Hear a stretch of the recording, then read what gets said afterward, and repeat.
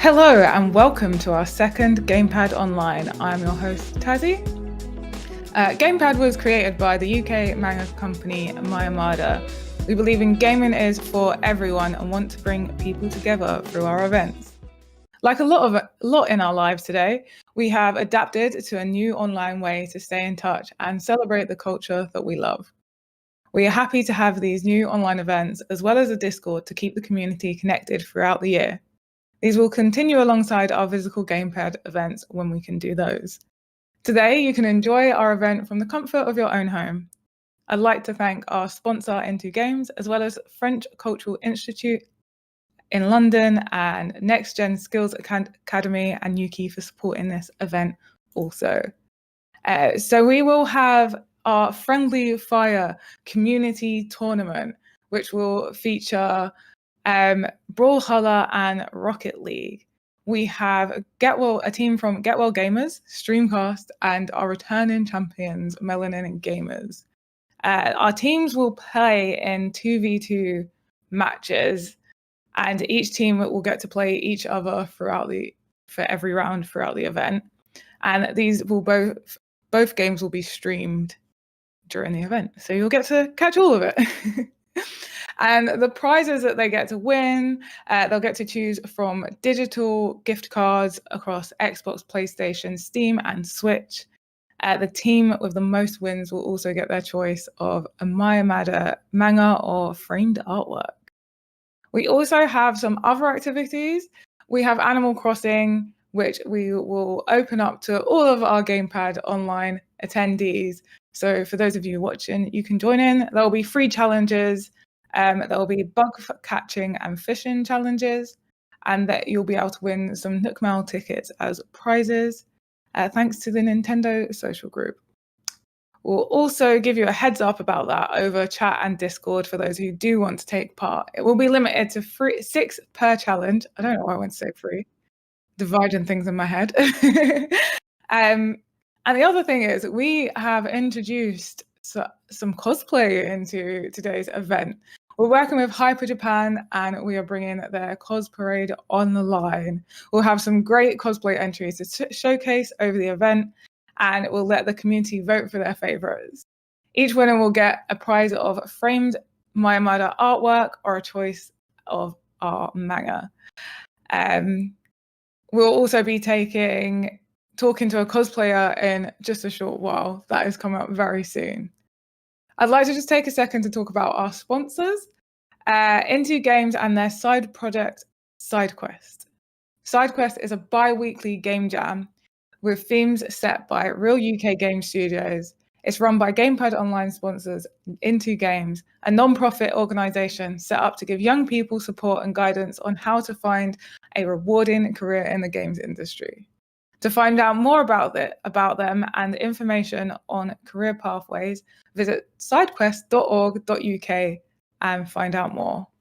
You can also get involved in live chat on both YouTube and Twitch, whichever you're watching on. You can also jump in our Discord group, or you can catch up with us across our social medias at Mayamada on Twitter, at MayamadaTees on Instagram, and at Tazzy on both. So we're now going to get a chance to meet our teams for today's Friendly Fire tournament.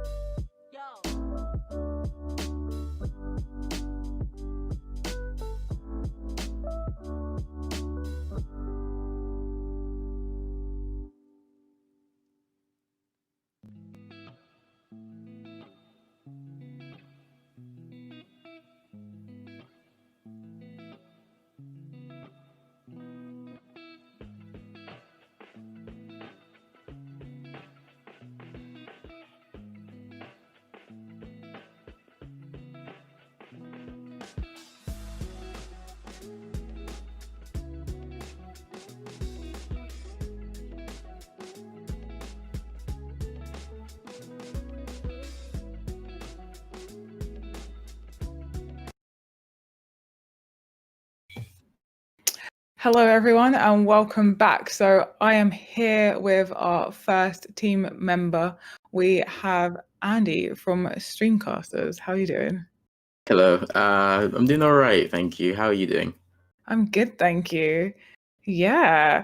So, how do you feel to be back? I'm feeling good. Bit nervous actually. But yeah, the first friendly fire was amazing. It was great fun playing with all the different communities and looking forward to doing it again. Awesome. So let everyone know a bit about Streamcasters and what you're about, what projects you have coming up. Streamcast is a independent gaming platform, and we provide streams, podcasts, blog posts, and we're really just looking to do more of the same. So we're starting to do more streams. I think we're gonna start doing some scary games throughout October to fit in with the vibe of Halloween. Um, and yeah, we're excited for the release of the new consoles coming in November. So we'll be doing a bit of talking on that on our podcasts. Nice. Do you yourself have either consoles pre-ordered? I've got the PS5 pre-ordered. I can't lie. Fair enough. And what do you think is going to happen in this tournament? Ideally, we'll just win everything, but I think realistically, I think it will be fair.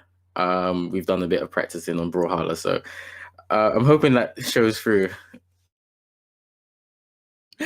Nice.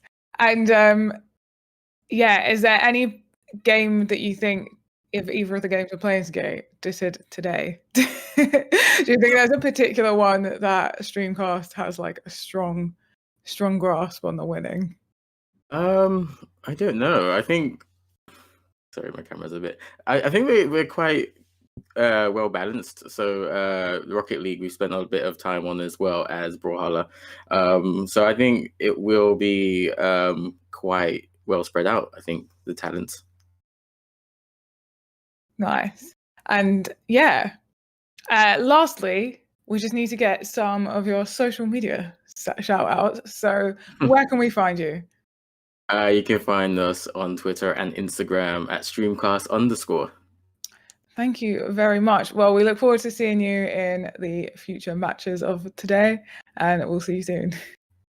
Thank you very much. See you soon.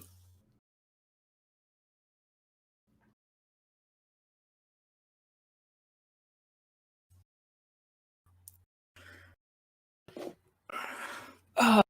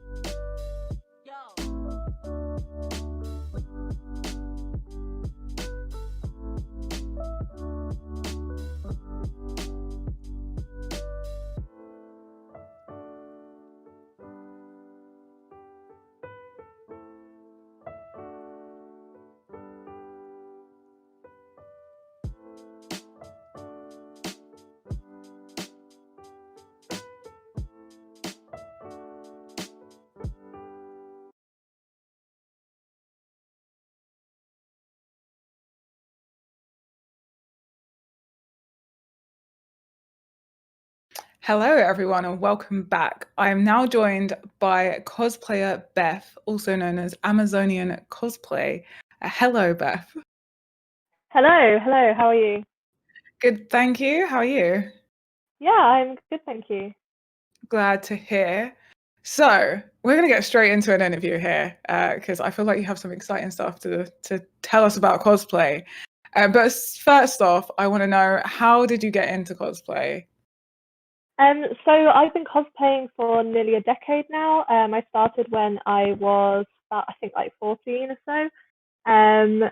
Yeah, 14, and so yeah, 2011. And I started with like really, really bad Doctor Who cosplays.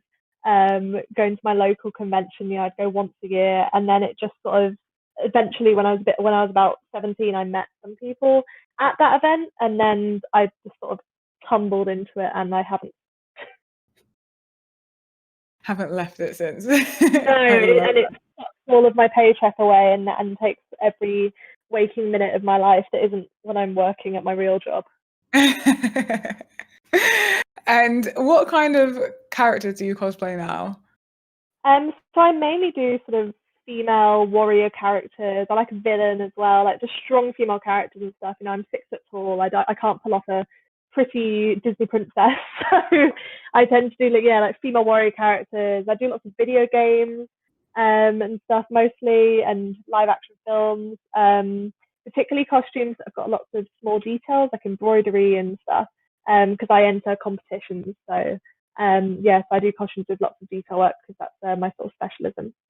Oh, lovely. How did you get into sort of working on the detail? What drew you to that side of it? It's just always been my sort of thing. Whenever especially when I was sort of learning the sort of basic skills as well.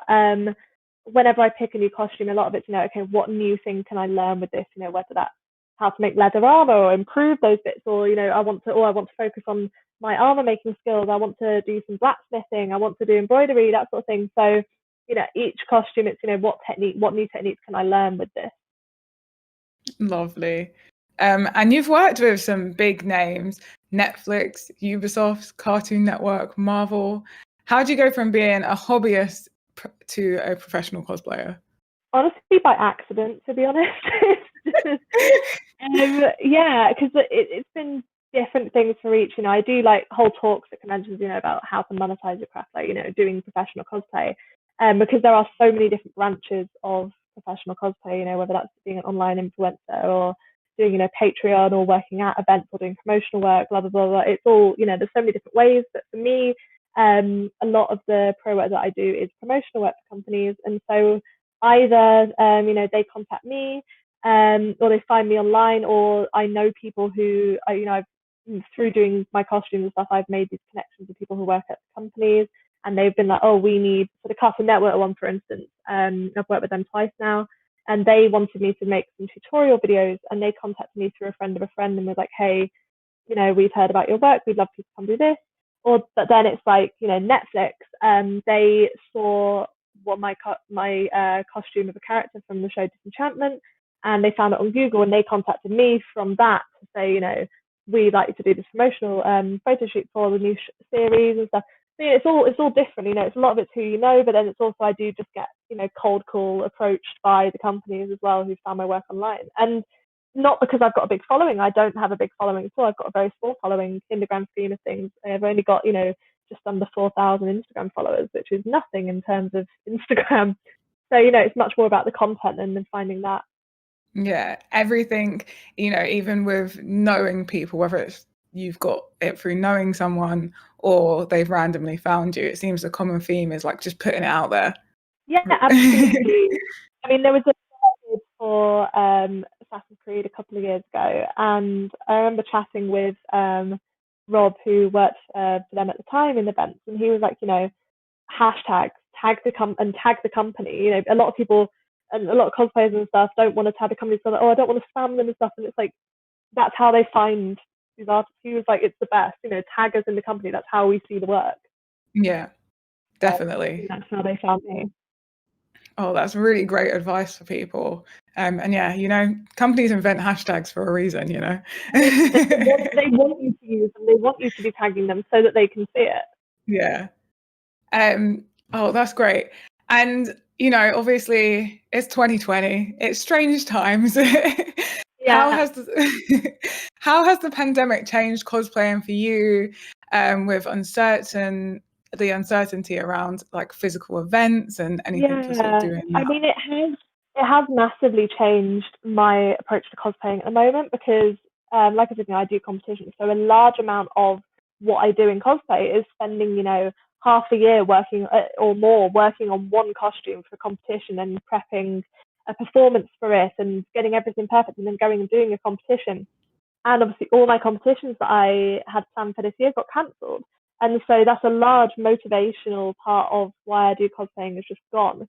So for me, over the past 6 months, I have been working on much more casual costumes, and I've been doing a lot of book character costumes of like my favorite book characters. So getting to do the sort of designing aspect of it and coming up with that and the interpretation, rather than it being a super, screen accurate, high quality costume from like for a competition. So and I've been doing my own photos and stuff, and just trying to do the more sort of fun side of things rather than the serious stuff to sort of keep myself with that creative flow rather than just sitting and doing nothing. Yeah, excellent. Yeah, obviously these times change everything, right?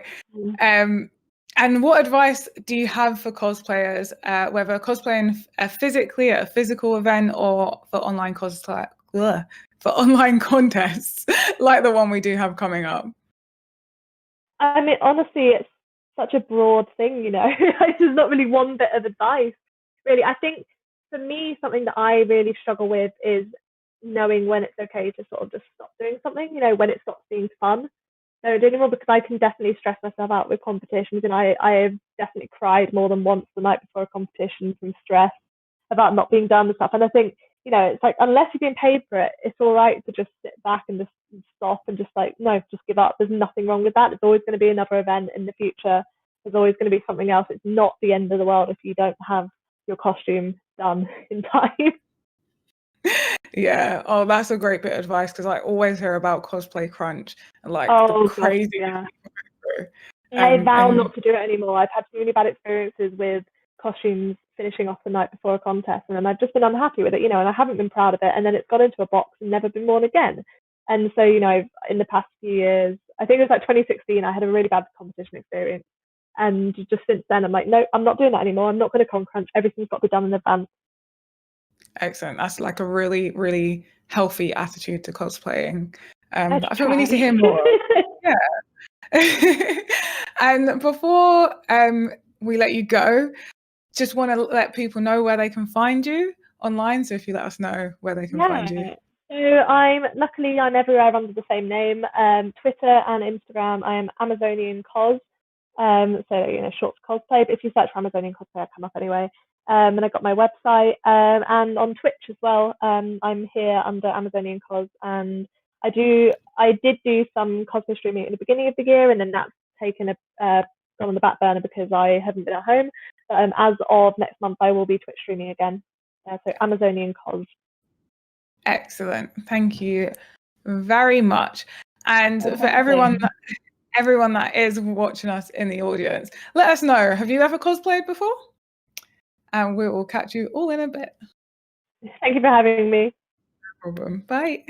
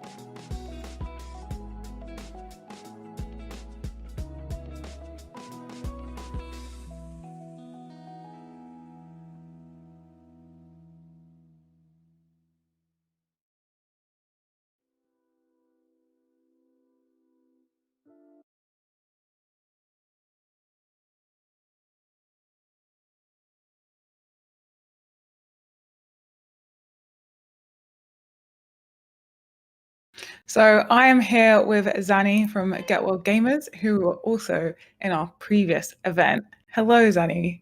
Hello. Lovely to be here. Lovely to have you back. So first of all, let everyone know a bit about Get Well Gamers. Well, Get Well Gamers is a charity that provides hospitals and hospices across the UK with games and consoles, with the aim to improve the well-being and the mental health of children in those healthcare environments. Gaming can provide such a welcome distraction and comfort to children in that situation, as you can imagine. And we rely on donations from the public of their old games consoles or games, and also monetary donations, which we put towards buying brand new consoles. So an example of what we can do with that is in the past week, we have bought 7 brand new Nintendo Switch Lites and sent them to hospitals across the country, fully loaded with games. And we even managed to use the eShop vouchers, which we won during the last Gamepad event. So they that's lovely. We like to hear that. That you were able to win some games for good. Yeah, absolutely, yeah. And do you have any projects at the moment that Get Well Gamers have going on? Well, we have nothing official that we can announce at the moment. We've still got things in the planning stages. But something that we are going to be pushing soon is hopefully with the new release of the next generation consoles, we're hoping that people will be generous enough to donate their PS4s and Xbox Ones to Get Well Gamers. So that's definitely going to be a campaign in the very near future. So yeah, everyone, you heard it here. Don't just leave them collecting dust. They could be making some lovely children very, very happy. Absolutely. Yeah, so what are your predictions for today's event? Are you guys like planning on winning anything in particular? I know you're probably planning to win all of it, but is there anything you're particularly confident in? I think we're more confident with Rocket League. That went very well for us last time. We don't quite have the same team as we did last time, but we still have a pretty strong side for Rocket League. So I'm confident with that. Less so with Brawlhalla because I'm involved in that. So well, I'm sure you'll try your very best. And I am very, very much looking forward to Rocket League because last time Rocket League got very intense. It did, yes. And, before I let you go, let us know where we can find Get Well Gamers online. So we're on Twitter and Instagram at GWG UK. Very active on social media. So if you ever want to drop us a message, Twitter is probably best way to contact. We have a website which is getwellgamers.org.uk. And we're also on Twitch, that's my area. I run the Twitch channel, and that's Get Well Gamers UK. Excellent. Thank you very much, and we'll see you in Brawlhalla. Thank you very much.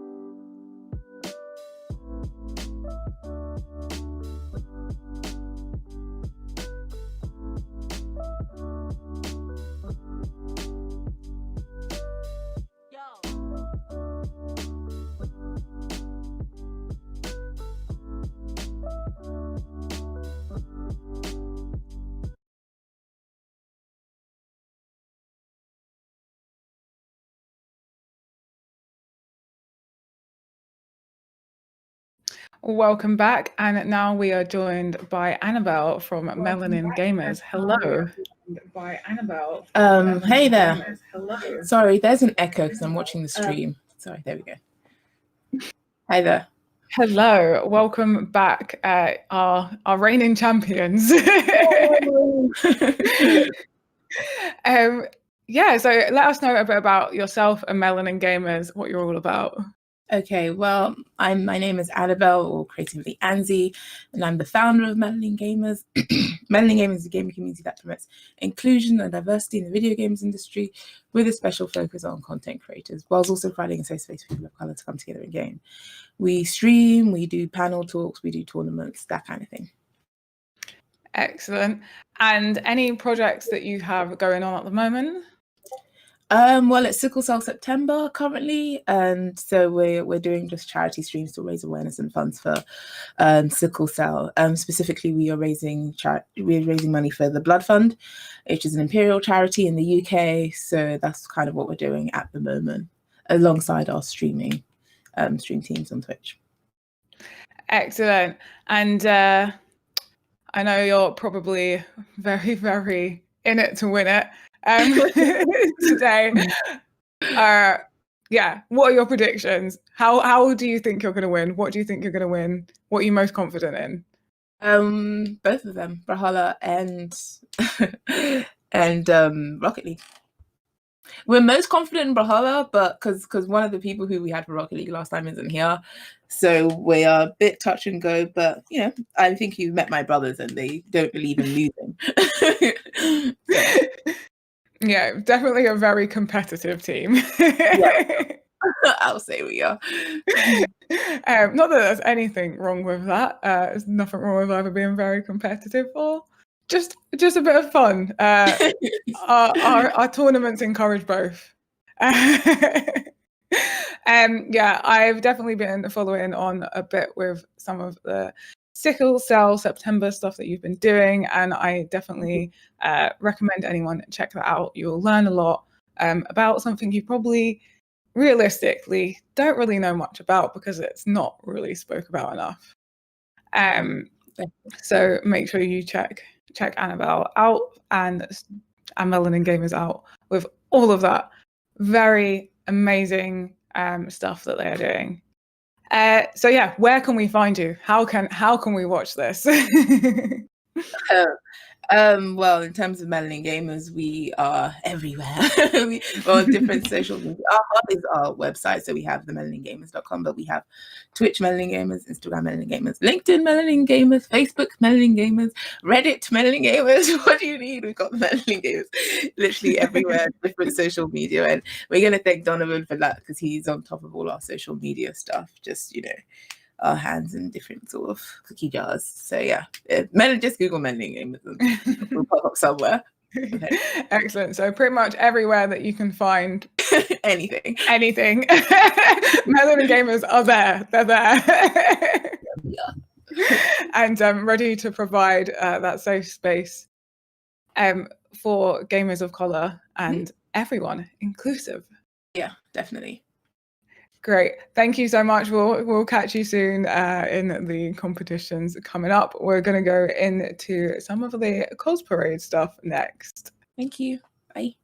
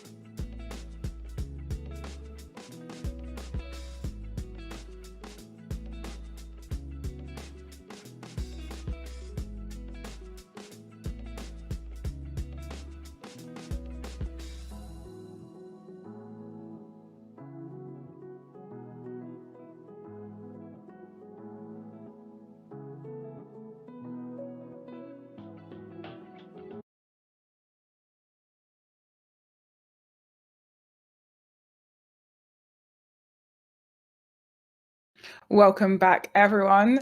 So we are getting ready for the Hyper Japan Cos Parade Round 1. So a little bit about the rules that we have for this. We'll showcase the cosplayers for the round. Then everyone in the community, so you guys watching right now, you'll be able to vote. So there'll be 30 minutes to vote, and the cosplayer with the most votes will get a prize. The voting for the round will open once all the entries have been showcased. To clarify, we will be putting the link in chat in both Twitch and YouTube. Also, it will be, I believe, posted in Discord. Yeah, it'll be a link to Straw Poll. So look out for that if you want to get involved voting and help us choose a winner. So without further ado, let's see all our entrants.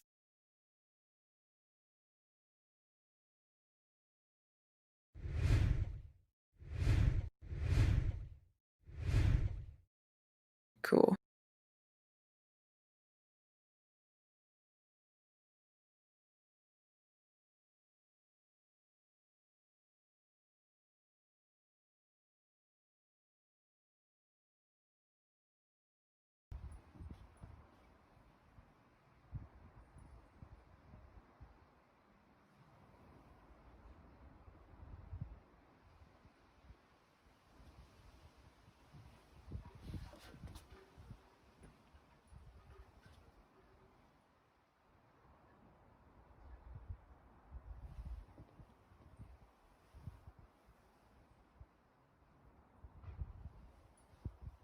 Hi, my name is Samugi Shirogane.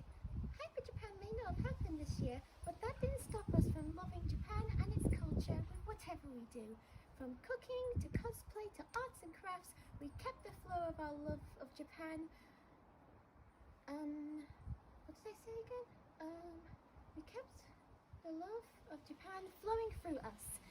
I hope everyone is staying safe and well. And remember, when you do go outside, please be sure to wear a mask, like this one, and be sure to keep at least 2 meters away from each other. Oh, and also wash your hands frequently, especially when you get back home. I hope to see you all in Hyper Japan 2021. Bye! Mwah!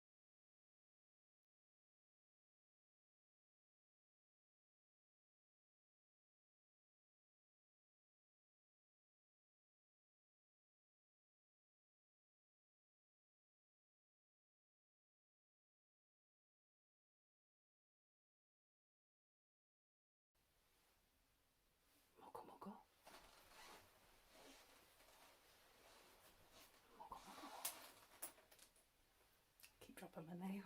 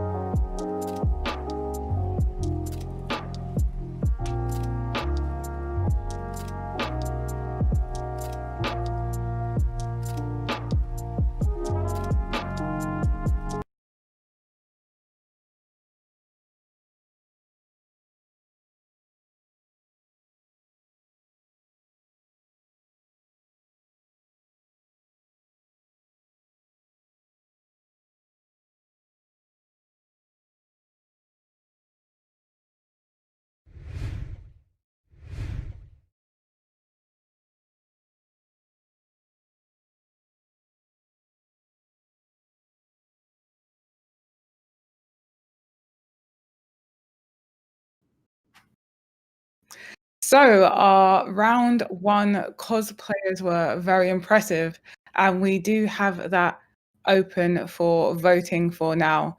The link will be posted in chat and in Discord.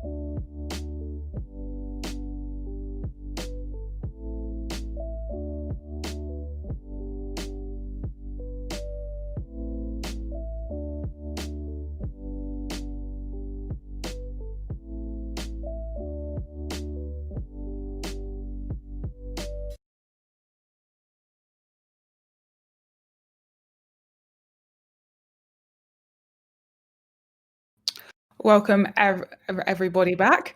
Welcome back, everybody. So this is where we were supposed to be having our first Animal Crossing challenge, but we are currently running into some technical issues. You have to love live online content. But we will come back to that ready for round 2. Hopefully all the technical issues will be sorted out and you'll be able to join us for that. But before then, we are going to go into our first set of community videos. But you can cheer on our teams in the live chat over on Discord or on our social media at Mayamada on Twitter, at MayamadaTees on Instagram, or at Tazzy on both. I nearly forgot my own ads then. But yes, we do have a few messages for some of our lovely gaming community friends, plus our first industry interview with art director from Candy Crush Friends Saga, Rena McKeith, which you can also follow us. Make sure you're always, wow, these technical issues seem to have infected me as well. But please make sure you are following us on both Twitch and YouTube. And yeah, enjoy the videos.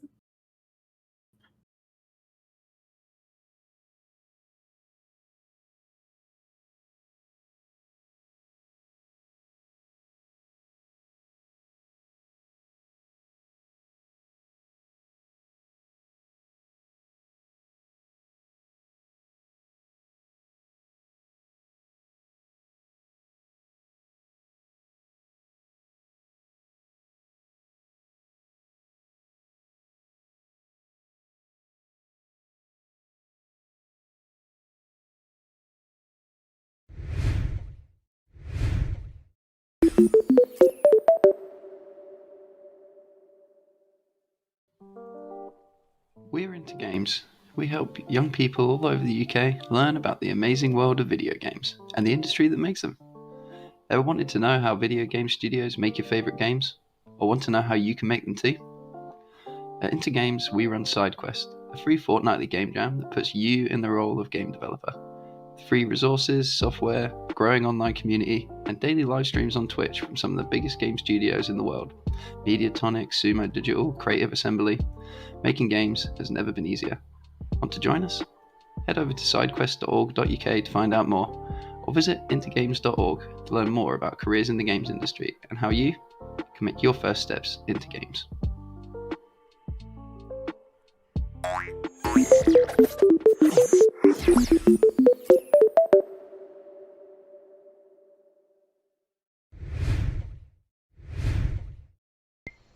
What's going on, folks? My name is Ahmed Abdullah. I'm Khalil. And we are Decoy Games. We're a two-man indie studio. We've been self-taught, self-published, and self-funded studio that created our first game, actually, Some Sanity. So, just wanted to share our story. A lot of people try to figure out how to get into game development, and it's something they might need to go into this big school or career. For us, we went into it just being self-taught, so we really learned everything on YouTube. We're able to create our game throughout the years. And we want to know that that's something you can do too. So why don't you tell them about Some Sanity? Yeah, so as I said before, we're a self-taught studio, and our first game that we created actually dropped last month in August. It's called Some Sanity. It's a 4-player underwater shooter with competitive and cooperative game modes where you can play with or against your friends. It's actually cross-play on Xbox, Nintendo Switch, and Steam, and it's actually coming out on PlayStation 4 very soon where you can get your hands on it. If you want to find out more about Decoy Games or Some Sanity, you can follow us. Decoy Games on Twitter and Facebook, Decoy Games _official on Instagram. Also, join our Discord.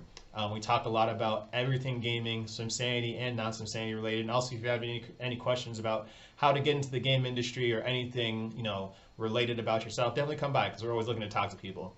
But as far as the game, come check out Some Sanity. And here's a trailer for you guys to check out right now.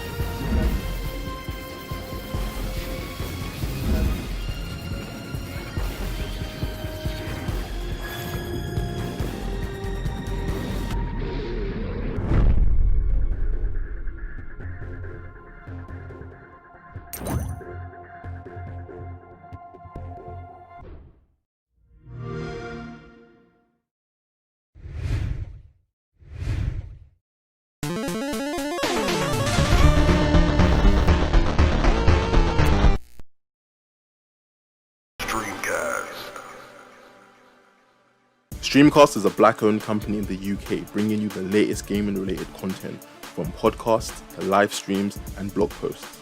Set up in 2018, we aim to challenge the industry's issue with diversity, providing a range of unique takes and diverse faces on all things gaming. 2 years since our creation, we've built a strong gaming community, been part of numerous gaming events, and even hosted a few of our own. We look forward to many more years of growth, fun, laughter, and can't wait to bring you all along with us.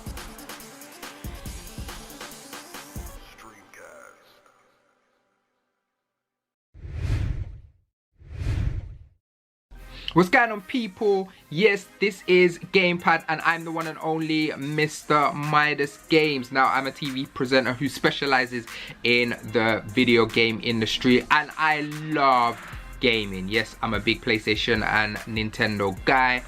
Got my Switch on deck. Now, I've been in the gaming industry for 5 years. Probably the biggest piece of content I've ever created is a gaming show on GRM Daily called Games, Gadgets and Rhymes, where you can see your favorite artists going head to head on all the latest console games. Yeah, big console gamer. I love JRPGs.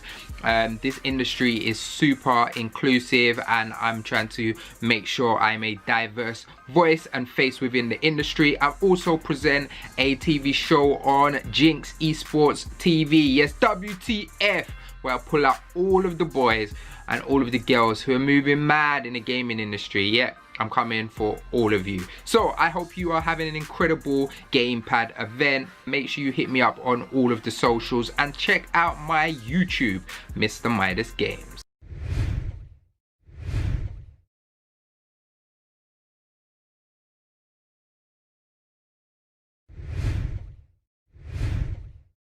Hello everyone and welcome to the first of 4 great interviews that we have lined up for you over the day. My name is Nigel. I'm the co-founder of Mayamada and organizer of the Gamepad online event. So we're going to get back to the live stream in just a moment, but right now I want to get to chatting to professionals in the video game industry, find out a bit about their journey, any advice they can give for people who aspire to get in the industry, or for people who are just curious how games are made. We'll give you that insight as well. So I am now speaking with the art director of Candy Crush Friends Saga at King, Rena McKeith. Rena, welcome, and yeah, thanks for joining us.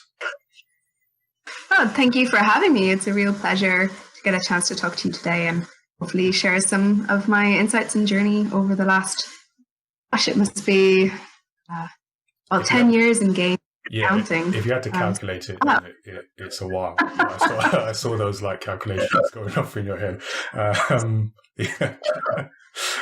So just to let people know that you can join us in the chat if you aren't there already. Also join us in the Discord, send us your comments or questions. We're going to have an extended version of this interview coming up after the event as well. We're also online on social media, so you can follow us at MyMatter on Twitter and at MyMatterTees on Instagram. So yeah, let's just jump into it and talk about arts direction. So, Rena, you joined King in 2018. Have I got that right? Mm-hmm. Cool. All right, we're off to a good start. And you lead a team of artists for Candy Crush Friends Saga. As you said, you've got over 10 years experience bringing stories to life through companies like Rovio, Wooga, and PopCap Games. And you've also worked on some stuff that we would have heard of. So Futurama, Game of Drones, Plants vs. Zombies, and Bejeweled on the iOS. So, like I said, we want to sort of talk and get to know a bit about your journey and maybe any like skills and things that you feel that have kind of helped you get to where you are right now. So what I want to start with is I noticed that you have a background in animation. And, can you tell us a bit more about sort of what skills you picked up, where you picked up those animation skills, and sort of where you've applied them in the industry?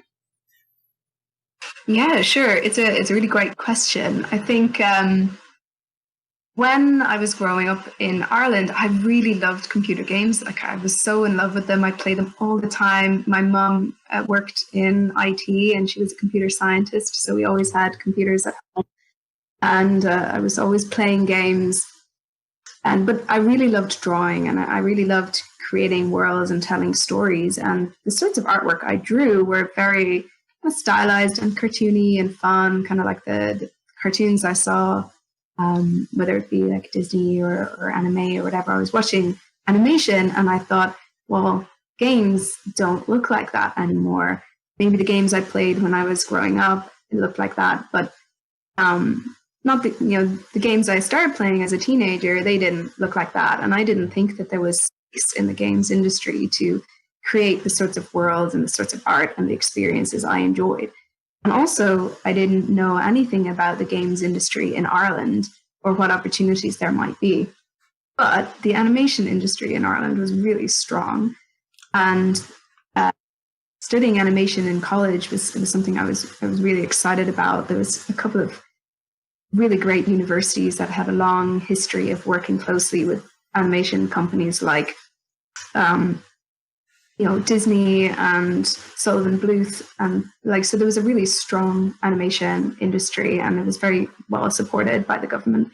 So we could see lots of really exciting government support. It's so important, especially for small studios like that. So there was those bigger studios had left Ireland, but there was still a lot of talent, and there's all these small studios like Cartoon Saloon and Cavalier and Brown Bag Studios were starting up in Ireland and gaining a lot of traction. And so I took the plunge and I went to study animation in university. And the system of kind of going to university is a bit different in Ireland than in the UK, but I went into university with a really wide selection of the equivalent of the A-levels. I had studied all sorts of different things. I was interested in maths and physics and science and art. That's why I did that. Language. Yeah, exactly. Yeah, so there's so many, you have all these different sort of points of reference to draw on when you start creating your artwork. If you've done all these different things, like for me, it's so natural to be fascinated by all these different subjects. But it was something else to kind of plunge yourself into such a specialization. Mm-hmm. So I studied there, and in that particular industry and that particular university, the path was usually you would do a portfolio certification and then a diploma and then a degree, and at any stage you could leave and join the industry if you wanted. But I stuck around and did the full 5 years and studied classical animation and also 3D animation. And what it really taught me was a combination of really strong production skills. The advantage of animation is it's a production. They teach you how to be an employee. They're kind of preparing you for that role. So it's very grounded in core skills and methodology. And it also teaches you how to draw. Nothing like a course in classical animation to teach you how to draw, because it's essential. So we spent a lot of time honing our core craft. So I was lucky enough to get a job out of university in an animation company. Pure fluke. I like to say this sometimes to people who are looking for that first role. Like, so much of it is luck. I happen to know the software that I was using for my personal project for my final year.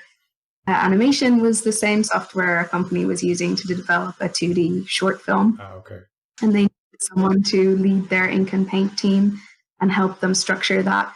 So initially joined as an intern, and then helped create a pipeline along with a bunch of other interns to ink and paint this short film, which is incredible. If I hadn't have used that software, I'm not sure if I would have been able to kind of get that first step in the door. Yeah, but I mean, you say luck, but you were using the right software, so you kind of you didn't have maybe the full foresight to know where that would land you, but you knew that was the software to use, and then that puts you in good stead. Oh yeah, exactly. So always taking the time to play with new tools and new technologies and explore and just build competency in those areas, because something I always say to people who are looking for a start in the games industry is you really only have to show me as a hiring manager like one area of skill that you're really showing promise in. Yeah. Like one really good painting, one really good model, one like really good UI design is often enough for me to go, yep, this person can come in as an intern and really grow. So taking the time to develop those skills and also I guess to figure out where your interests lie. Like I spent those couple of years in animation being a production assistant and doing a bit of everything, doing a bit of 3D modeling, doing a bit of 3D animation, doing a bit of 2D animation and Flash, and other production assistant roles. But it was a blessing in disguise because they made me redundant when the project ended.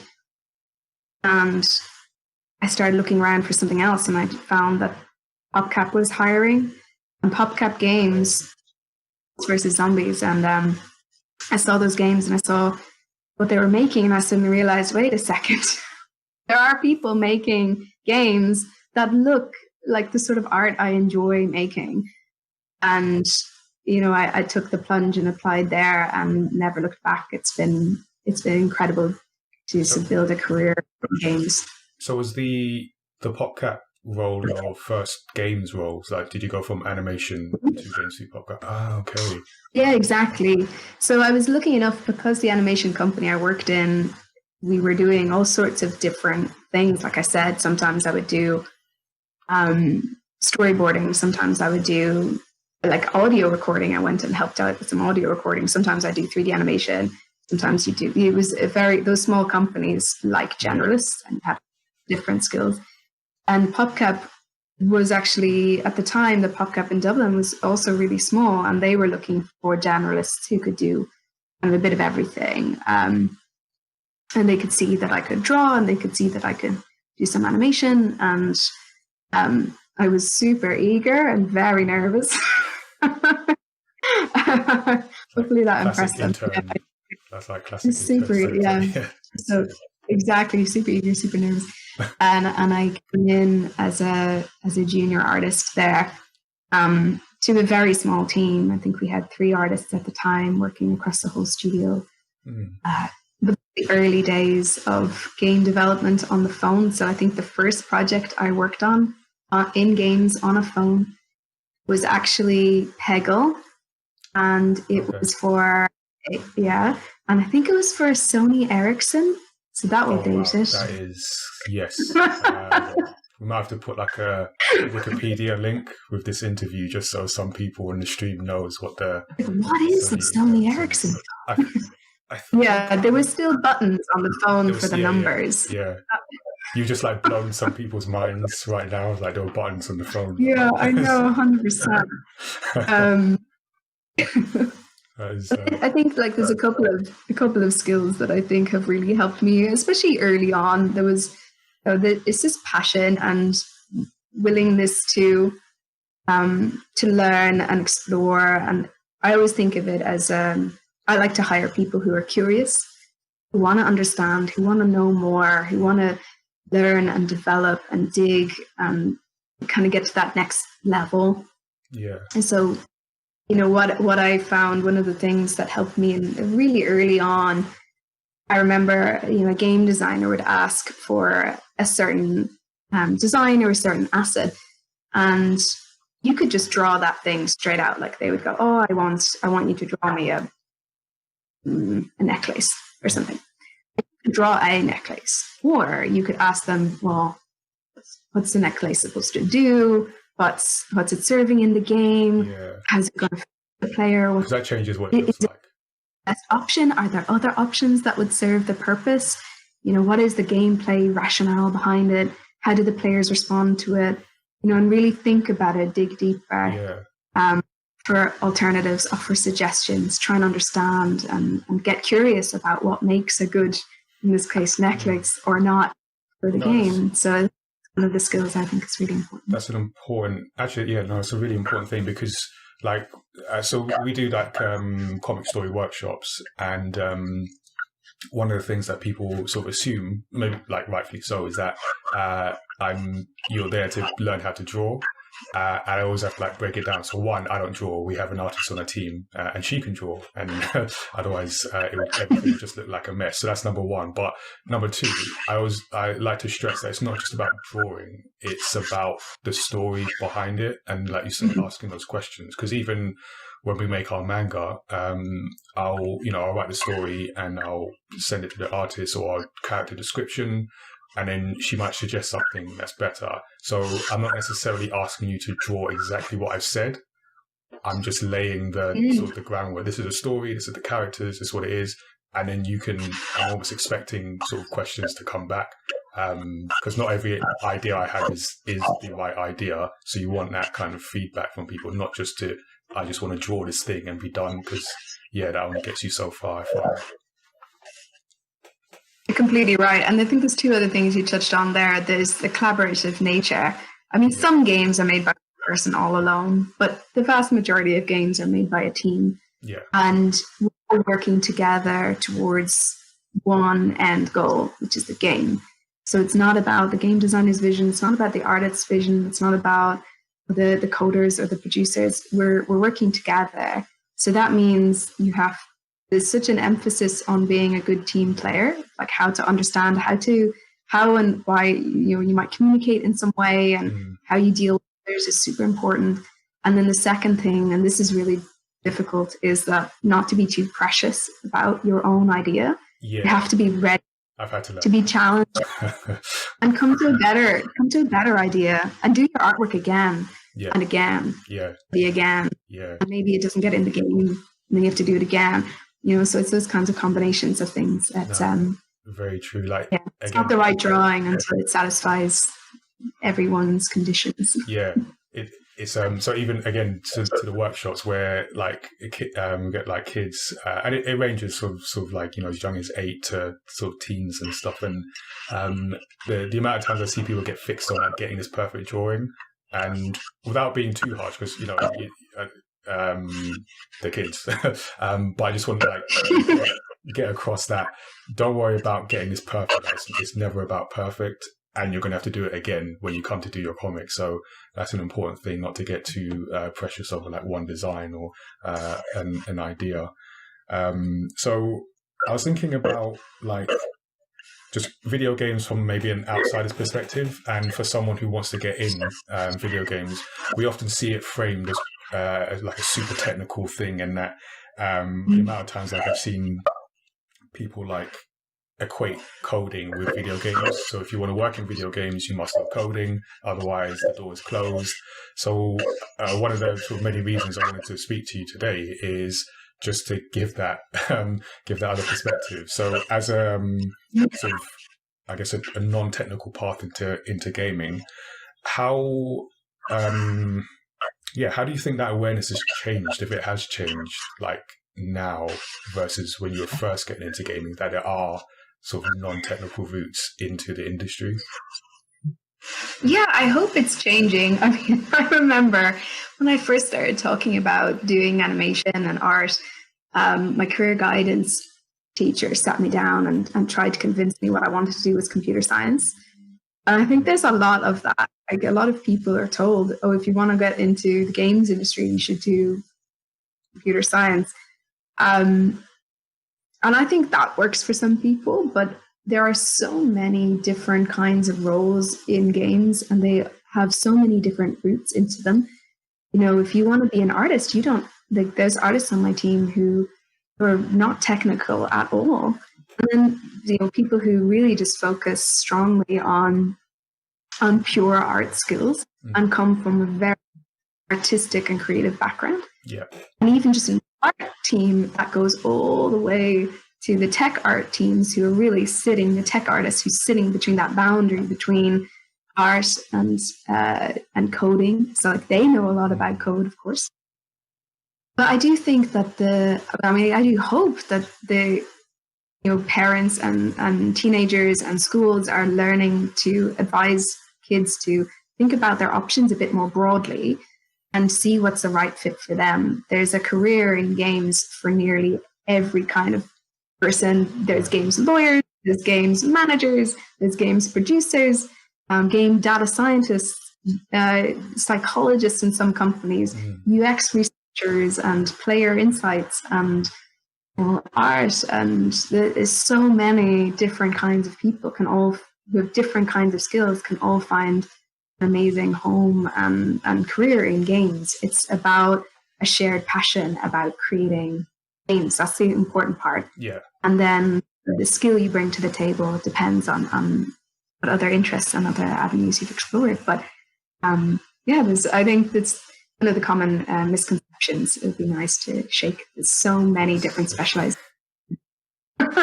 Yeah, hopefully we can. I barely know how to code.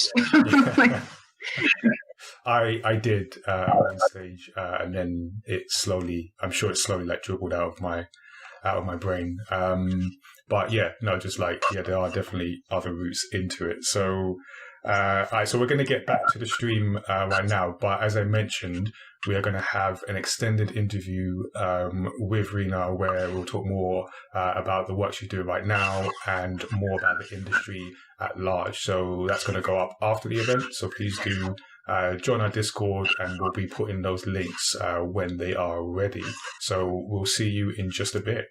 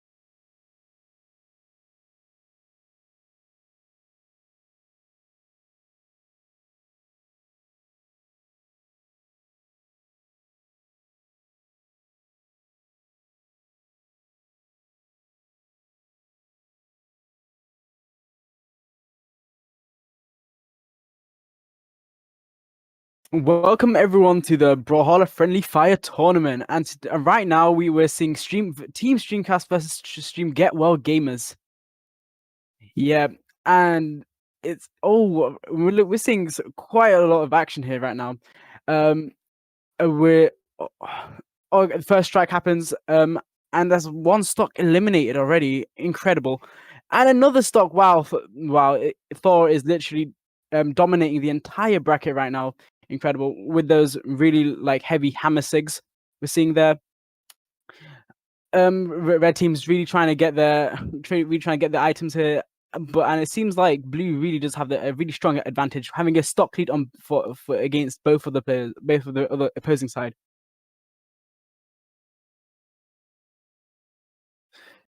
Oh, an SD from blue team that could really help red team bring back the momentum. And it's looking fairly neutral now, especially considering that Thor is on red health, so he can easily be knocked out very easily with a simple heavy attack. And there it is. Now we're seeing the stocks are equal now. We're seeing quite a lot of action from both sides here.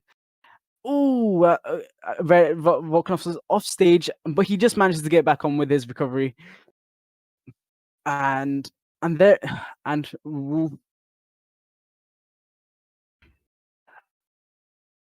is the edge guard gonna happen? Oh, and Thor takes yet another stock. Honestly, the Thor is dominating here, taking most of the stocks here. Petra's got the bomb. Oh, but just drops it.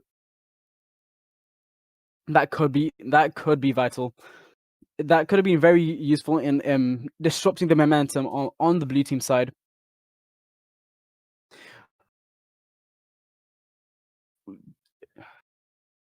The situation's looking fairly neutral now. Both teams are attacking, but they're both also dodging at the same. And as soon as I say that, Petra takes another stock, and it looks like Thor's the only one with 2 stocks left. But blue team still has the advantage. Oh, right, we're seeing a lot of aerials coming out here from blue team. And just missed that attack there. Oh, and the throwing of the axe. Okay, so Thor no longer has this item, but then he gets eliminated after that really clean, heavy attack. Oh, and as the wait, have they taken the okay? Suddenly it's a 1-on-1. Blue team had a self-destruct there, but can Thor take it? Especially because that's really like disorientating, considering one of your teammates just died there. But I think Thor may be able to take it, and there it is, the stock, and that's the. And congratulations to Get Well Gamers for that first match.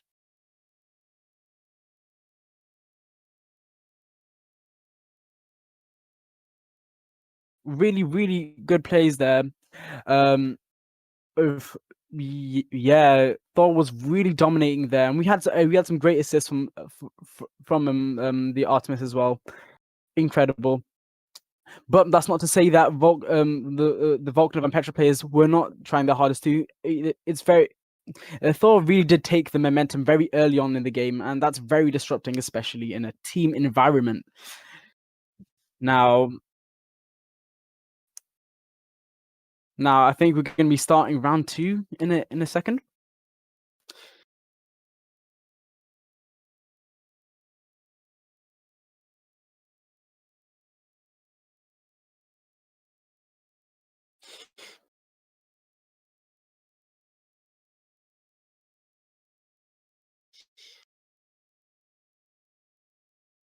Yep.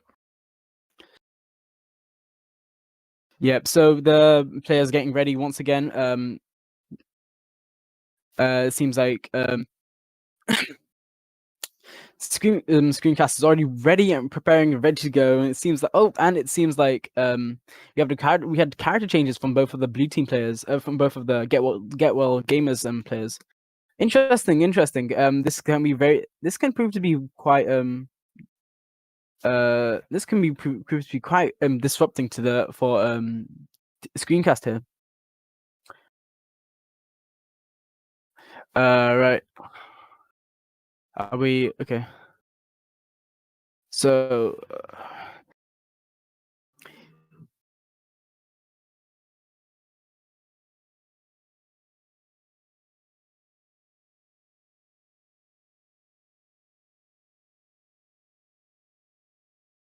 Yeah, so looking at the stats here, the Vulcan player has opted for an attack stance, which makes sense at the cost of some of his dexterity, which I think is a reasonable adjustment to make there. Petra, solid character solid character pick. Really dangerous to play around, considering that really monstrous high attack stat. Is he's changing? He's changing? Oh, no, he's he's gone for the neutral stance now. He's gone for the neutral stance.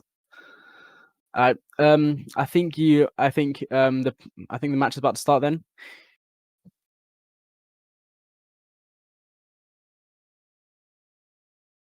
This is going to be interesting, especially considering the character changes here, and voting. I think we get okay. So we have a 1 vote for Small Brawlhaven, 2 votes for random, so 3 votes for random, and I think we'll be getting a random pick here. Nope, Small Brawlhaven. It seems like the one out. Wow, that was a really 1 out of 4 chance there. So, all right, we're getting started with the match. This is the second game. Ooh. All right, here instantly start, and both the players are off the edge. And, oh my goodness, an SD from the start. That's gonna be proved to be really worrisome for the team for Screencast there. Especially because but I think they could be able to take it back, considering they've already had experience with these matchups before from the last game. So if somehow Team Get Well Gamers self-destruct too, it can be an evil game. And we're seeing a lot of SIGs being thrown out here, aerials. Ooh. And that was a really hard hit, throwing off the Petra's item. But all players are on near red health, or at red health, that is. Okay. So the stocks have evened out a bit, and wow, Team Screencast has taken 2 stocks off Get Well Gamers. I think it'll be in their best interest to get rid of Thor first, and there it is. The Thor player is gone. The Volkov player hits him with a SIG right to the face. Incredible. We're seeing a lot of aerials from the Asuri here. Oof, and Petra finishes off that pitches off Asuri there really quickly. Oh, and the Wushang takes down Petra. It's like one after another. Each character is getting obliterated. Oh, the charge SIG just barely misses there. Oh, if that hit, that would have definitely been deadly. And the spike.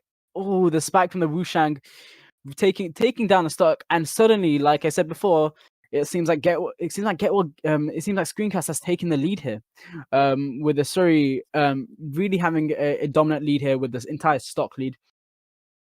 And even considering that the Thor player did self-destruct in the beginning of the round, he's bringing it back. But Get Well Gamers is doing a great job here as well. Ooh, but he gets caught by this double sit. Oh, Wushang catches both players with a double sig and spikes them both, and that's the Vulcan have gone. And the Wushang takes the game, and so that's another win for Team Screencast. Congratulations to Team Screencast, and very good effort from Get Well Gamers too. Well, yeah. So great game from both from everyone. I will be right back as we sort out the next teams. Thanks, guys.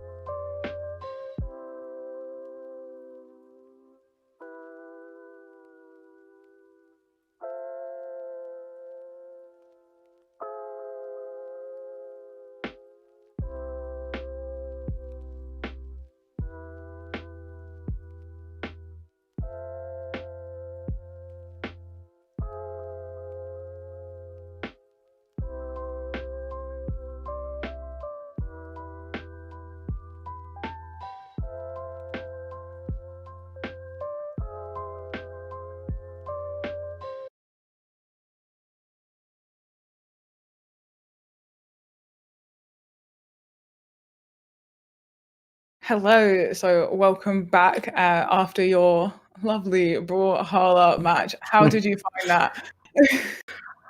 That was so intense. Like my hands are still shaking and I'm sweating on the palms. Yeah, that was an intense game.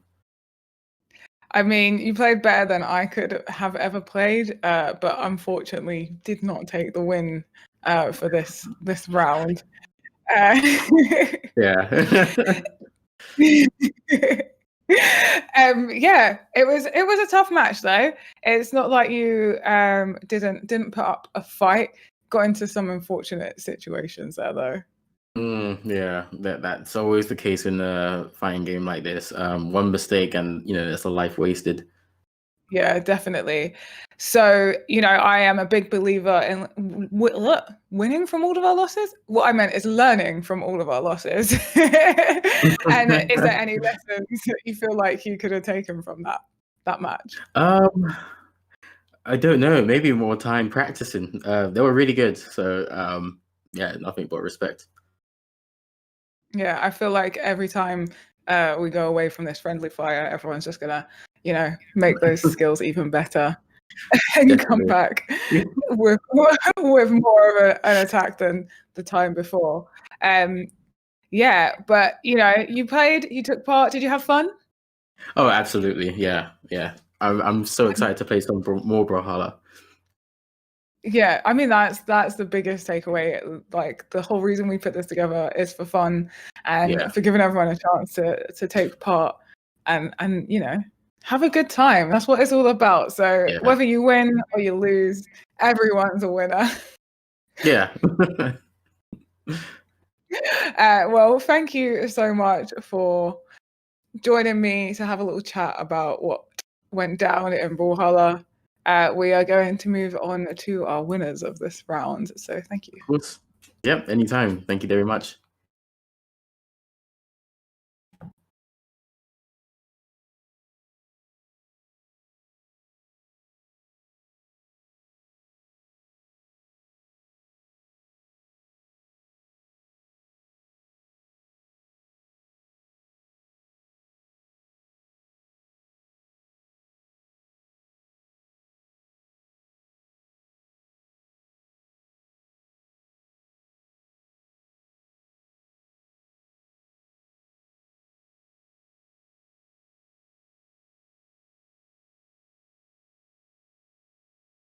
Welcome back, Zaddy from Get Well Gamers. How are you feeling after that match?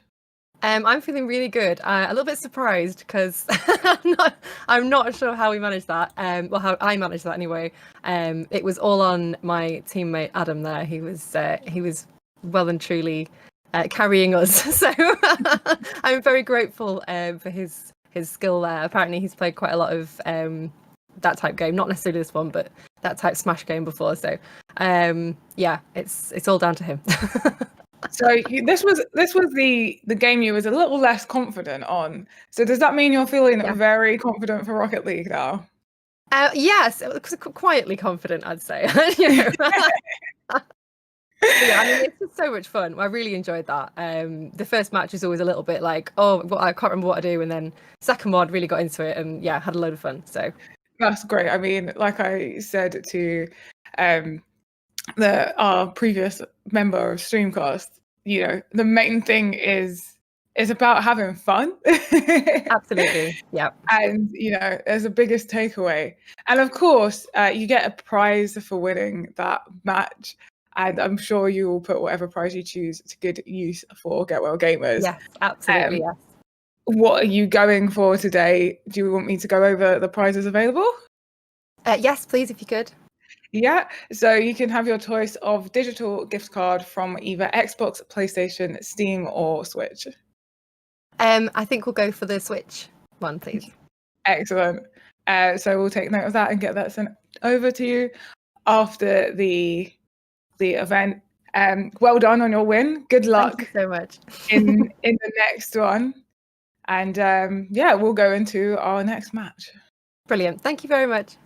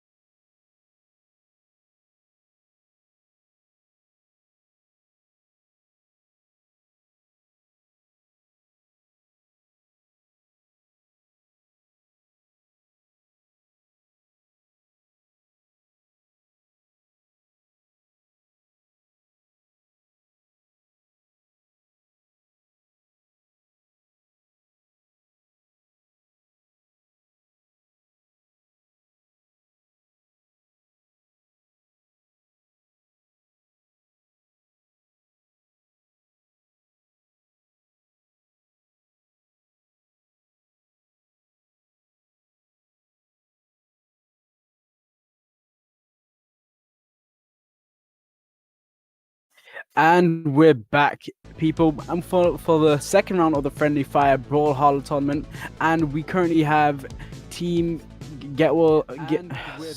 We have Team Getwell Gamers versus Team Melalin Gamers right now, and we'll see how the we have Team Getwell Gamers. We'll see how Team Melalin Gamers right now. All right, and we'll see how. Yeah. Okay.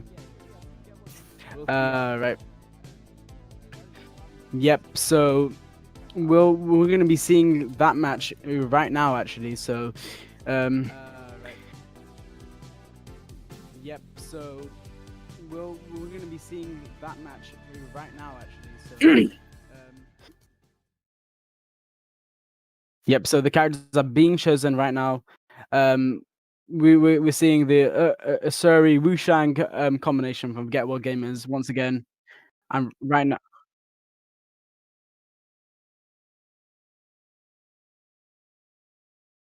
yeah, yep, and we're seeing Azov from Melalin Gamers.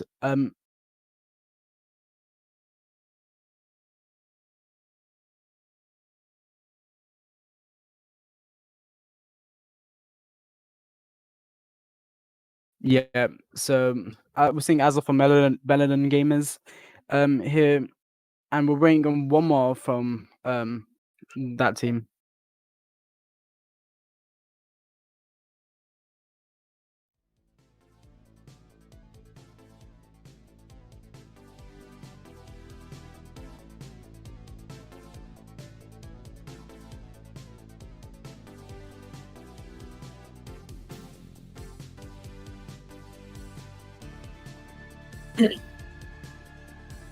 Yeah, we'll be starting the game soon. We'll be starting the game soon. We're just waiting on one more.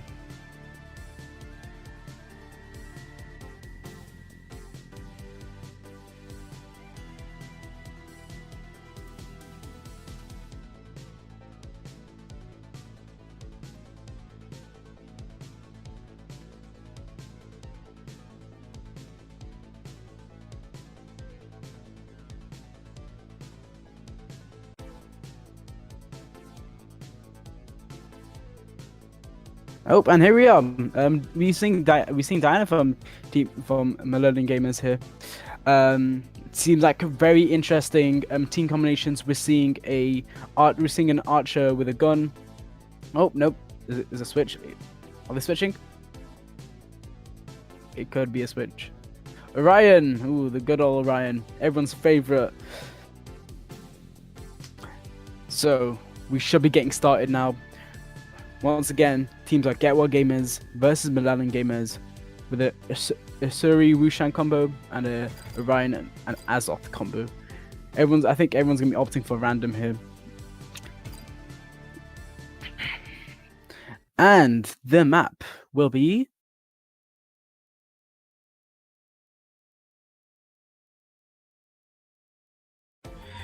oh, here we go. 3, 2, 1, brawl. And the match has started, and Melalin Gamers has got their hands on the weapons. That's a very, very easy good advantage for them right now. All they have to do is try and stop Getwell Gamers from getting their hands on the weapons. But it seems like Wushang has already got himself on his knuckles, and we all know Wushang was a very dominant force in the last game. But it seems like Melalin Gamers is making easy work of them. They have the clear advantage right now, but then the double spike from sorry here. Ooh, okay. Right. Ooh, and Orion takes the first strike against the dominant Wushang, and we're seeing another stock from Azov taking another stock off Asuri. Incredible effort from Melalin Gamers.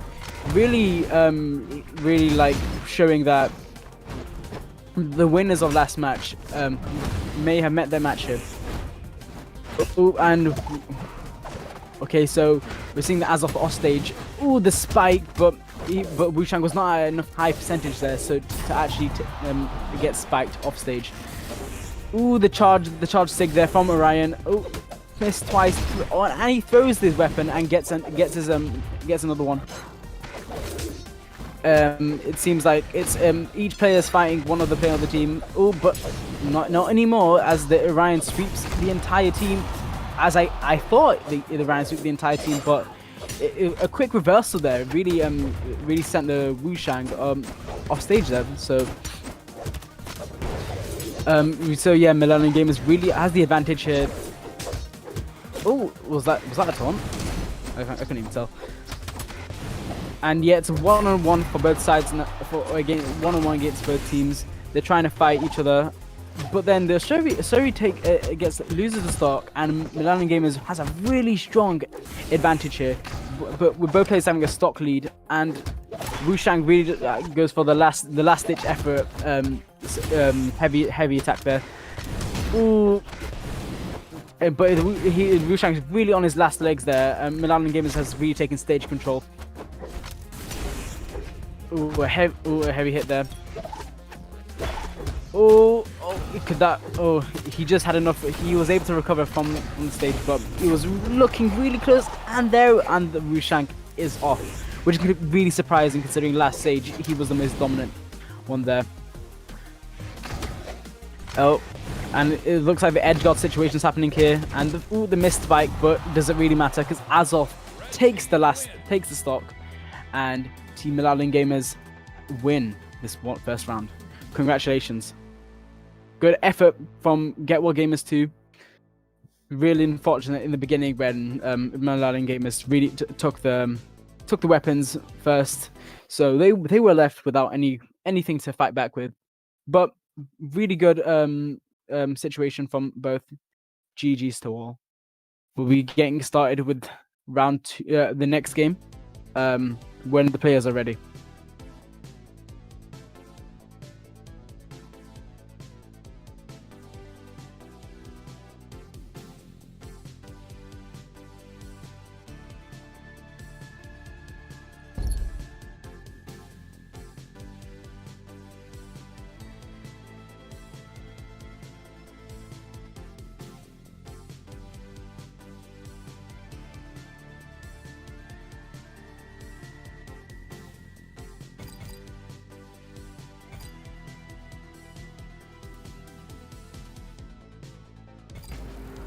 Yep, seems like both players are ready to go. We're seeing a character change into the Lord Vrax from Wushang.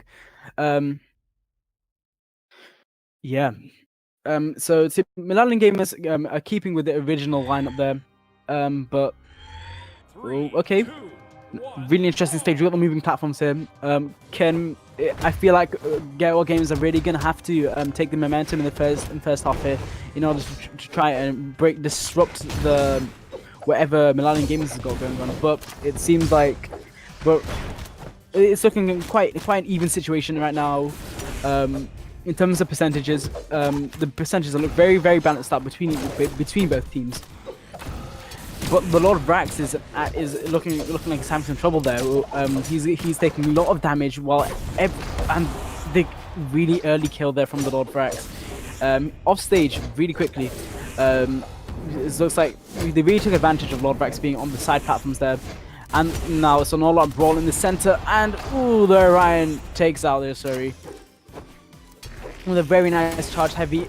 And there we go, another heavy from Orion. That Orion is really throwing out the heavies today, and a lot of movement here, a lot of attacks being thrown out.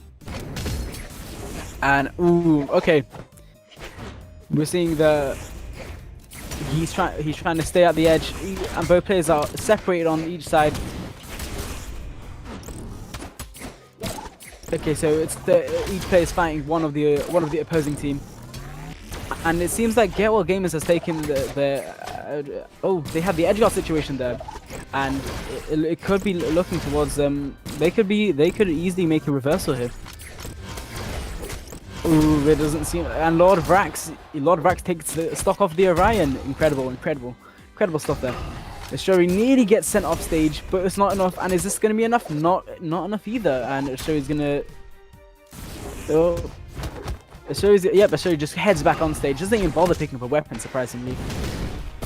And the heavy offstage kills the Ryan, gets his revenge and kills the Lord Brax, and Azoth goes for the Usuri, and it's looking quite bad for Get Well Gamers here.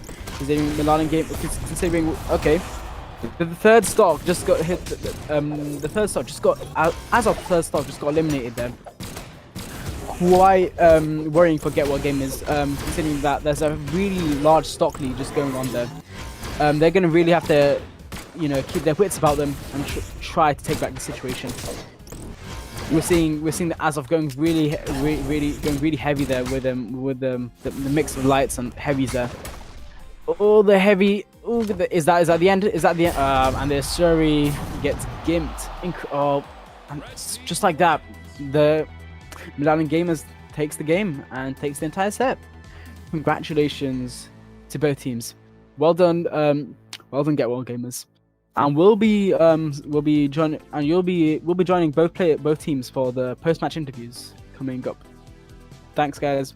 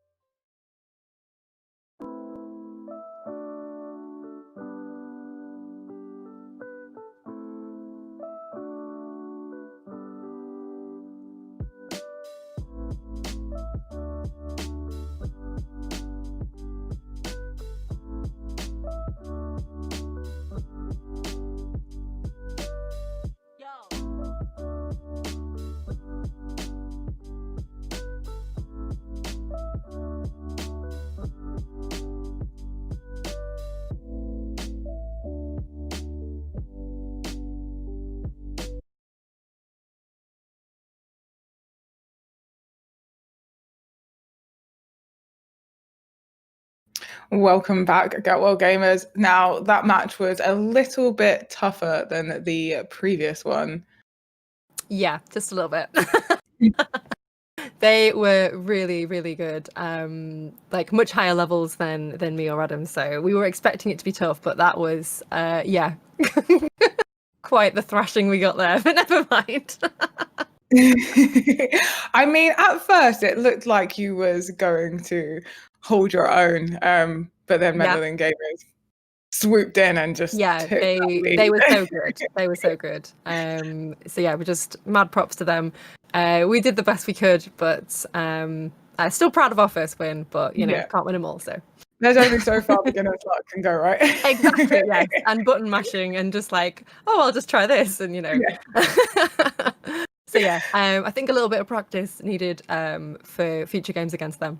Yeah, definitely. Well, we'll see how you do in the Rocket League matches, but it's not the end between you and them. No, So... we're still very proud of the. We won one prize for Get Well Gamers. We are still very proud of that. So hopefully some more in Rocket League. Exactly. At least you had fun again. So yes, absolutely, yeah. Well, thank you so much. We are going to jump into a little post-match conversation with Meddling Gamers. Thank you very much.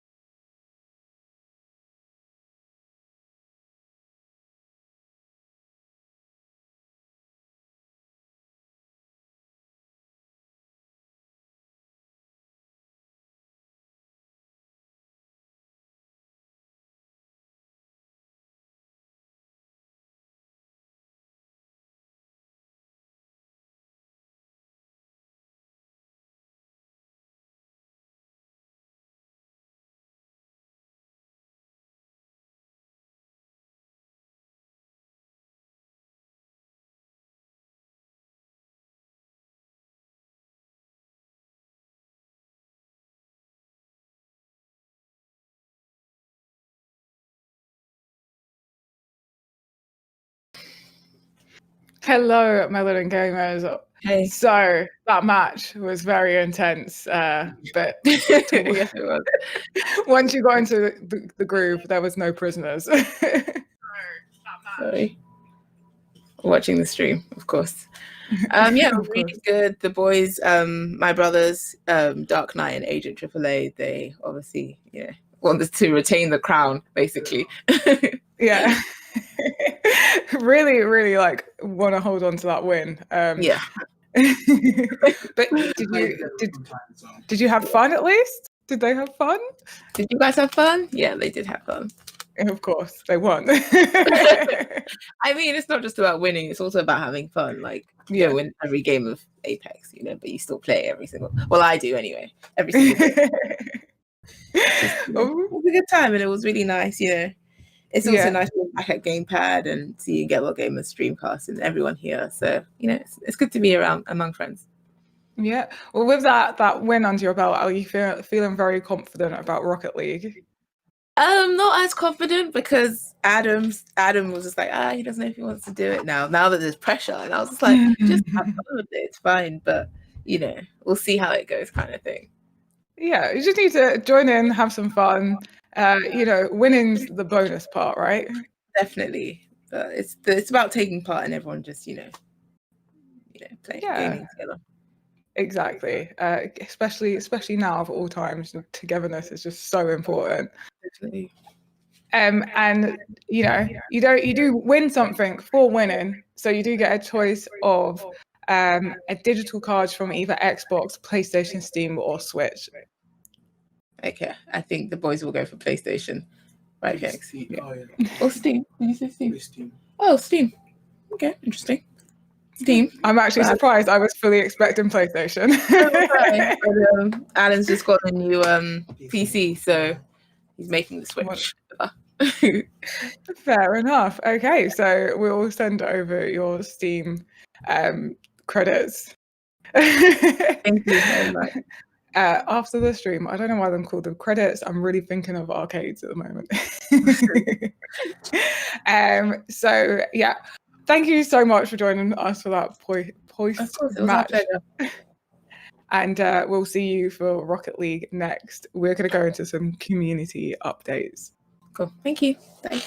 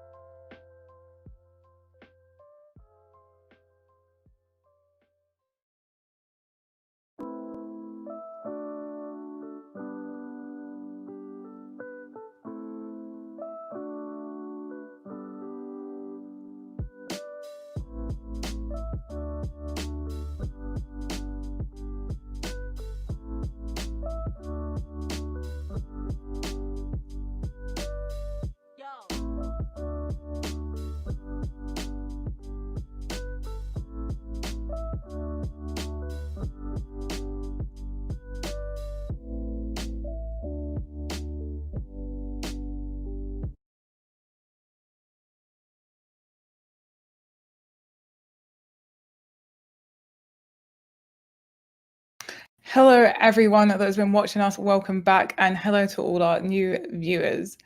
So that was a great round one of Friendly Fire, and we were supposed to have an Animal Crossing challenge going on, but unfortunately we are still having technical difficulties. So what we've decided to do is we do still have some Nook Mile tickets to give away.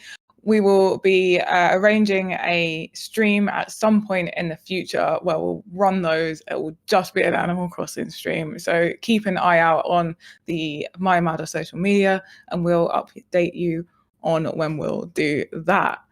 And for those of you that did get a ticket for this online event, you were all entered into a random competition, and we have selected a random ticket holder to win a piece of framed My Mother artwork. And the winner is Malika Gordon. So congratulations on that. If you're in chat, feel free to give us a little shout, a little celebration. Yeah. And make sure you make us known in the Discord so that we can send you your prize. And we'll also make sure we'll drop you an email after this event. And earlier on this week, we did record a podcast for our Story X Story podcast. It was our gaming roundtable episode, and that will be live after the end of this event. So you can catch us on all podcasting platforms, and we do have some guests on there that have been on today's stream. So make sure you check out that. We talk everything next gen gaming consoles. And yeah, we do one of those sort of like every so often. And you can also catch up on every other episode of our Story X Story podcast. Again, we're on like every platform. Just search Story X Story. And we do also have a Kickstarter running at the moment for a new manga called Sirius Through the Fog, which ends on October the 5th. So make sure you check out that. Again, it is one of my favorite of the My Mother mangas. And we did have a few comments in chat that just wanted to point out. We have Amelia Cribb said, I love to draw in an anime style. My style is simple and cute. We also had, bear with me with this name, I apologize if I pronounce it wrong, Scorp Faulkner Hayes, who says, my drawing style is Studio Ghibli. All my artwork is on my Instagram, which is really great. I love anyone that, is creative and gets their creative juices flowing. I'm sure that artwork looks amazing. And I'd like to shout out all the people and communities that have sent in their videos that we watched earlier, like indie developer Decor Games and Streamcast. And there is still more to come from those. So make sure you stay tuned. And we have decided to have a Gamepad selfie sort of like campaign, because normally at physical events we'll do a massive group photo of everyone that has attended and volunteered and worked at Gamepad, but unfortunately because it is online we can't really do that. But we've sort of come up with another way to recreate that in a virtual sense. So what we want you to do is have a photo of yourself, and this is like for a digital group photo, and then if you're happy to take a selfie during the event, share it on social media. It could be from where you're watching with your favorite console, your favorite game, your favorite controller, or favorite person if you're watching with someone.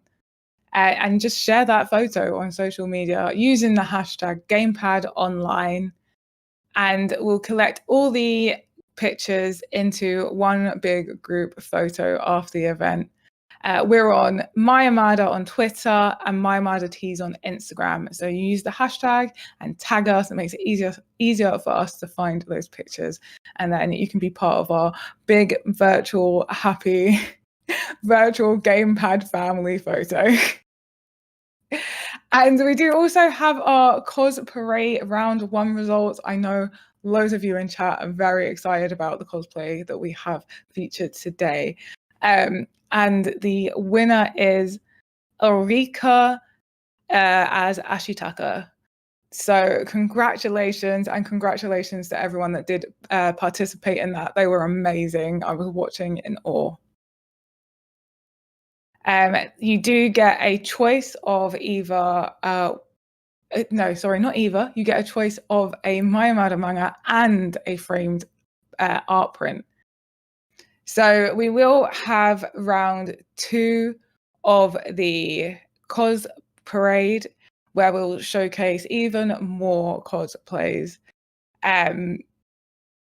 So again, it will be a case of we'll put the link in chat on Twitch and YouTube, and we'll also share it out in the Discord.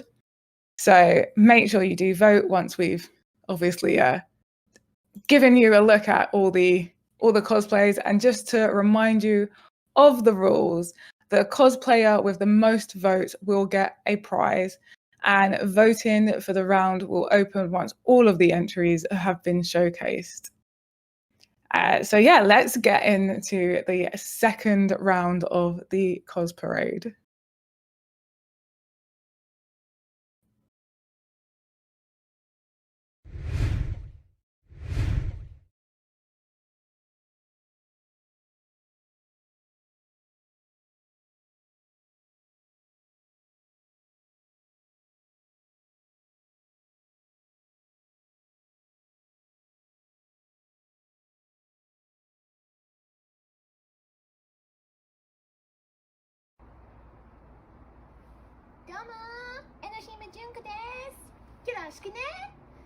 We have been waiting so very long for peasants like you to appear.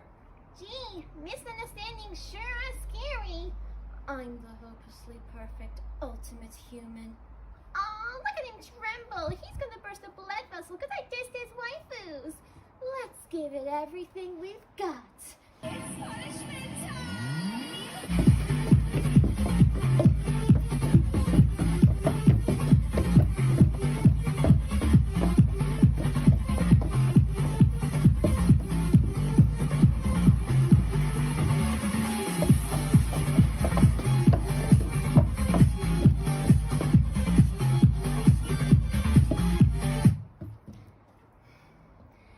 Thank you for watching.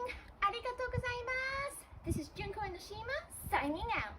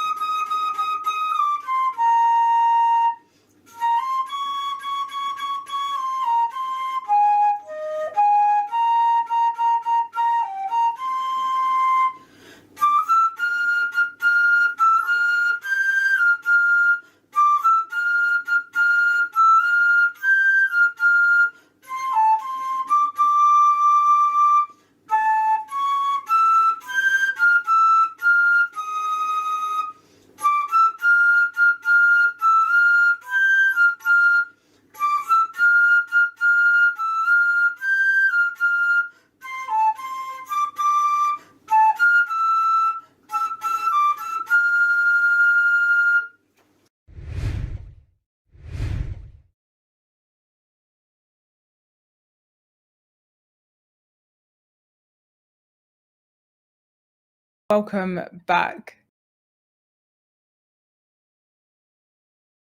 They were some amazing cosplay showcases. We are now opening up the voting, so the links will be posted in both the Twitch chat and the YouTube chat, as well as the Discord in the Cosplay Showcase channel. I'm very impressed with yet another set of cosplays. So we are now going into our second set of community videos from different people across the gaming community, plus our second industry interview. CEO of esports organization, Oliver Weingarten. And make sure you are following us on Twitch and YouTube. We will go straight into those videos now.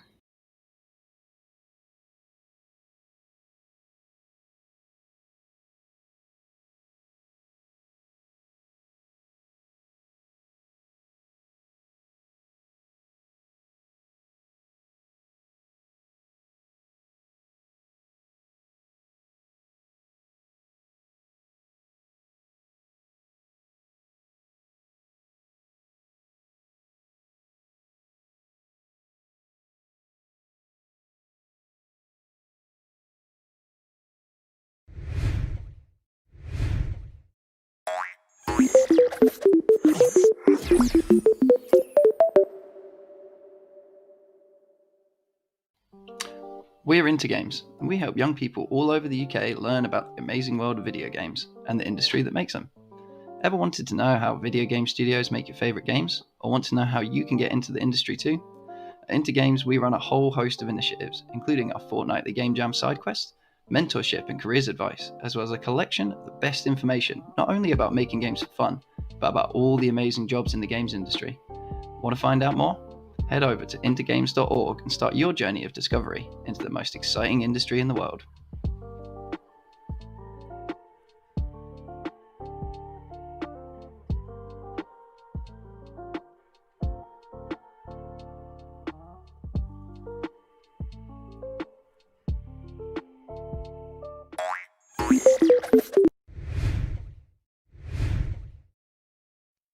Hi, my name's Sachin and I'm here with Hami. We're both doctors and we both like video games.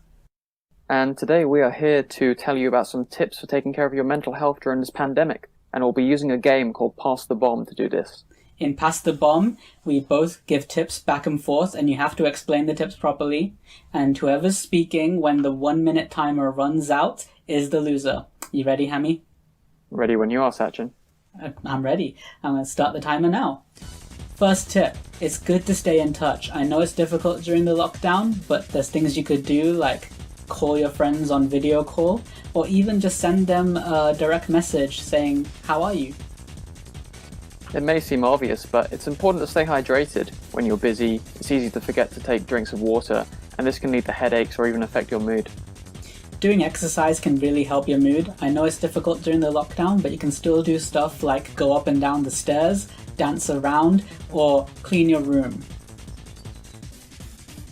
If you're able to, going outside every once in a while can be quite nice.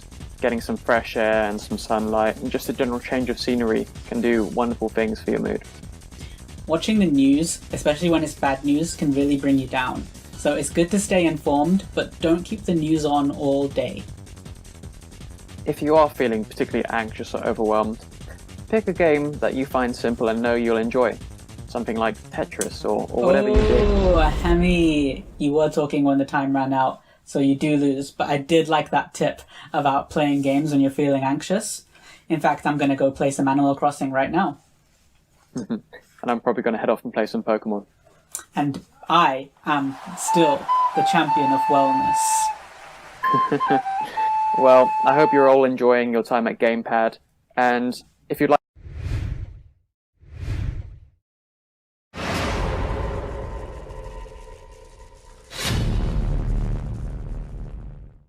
Melanin Gamers is a gaming community that promotes inclusion and diversity in the video games industry, with a special focus on content creators, whilst also providing a safe space for people of colour to come together in game. Our approach to increasing diversity in the industry is threefold. Panel talks at conventions such as EGX, MCM Comic Con and Insomnia Gaming Festival, to educate and spread our message. We also organise panels at colleges and universities. Gaming tournaments to grow our community and provide a place where people can come together and socialise. We engage with local youths, families and their caretakers. We have contacts in the gaming industry. We are also able to provide internships. At our gaming tournaments is a perfect place for networking to take place as well. Our online presence. We showcase different content creators of colours. We interview and highlight industry insiders of colour and content creators. We have a podcast where we regularly interview content creators, developers and industry insiders. Melanin Gamers is a gaming community with over 900 members globally. The core team consists of myself, Annabelle, or creatively Anzi, the founder of Melanin Gamers, Alan, our principal researcher, Koye, our lead illustrator, Donovan, our creative producer, Laura, our digital marketing lead. The future is tech, and MG are going to ensure that it's an inclusive future that includes all races, all the LGBTQI community, and all religions. We are Melanin Gamers.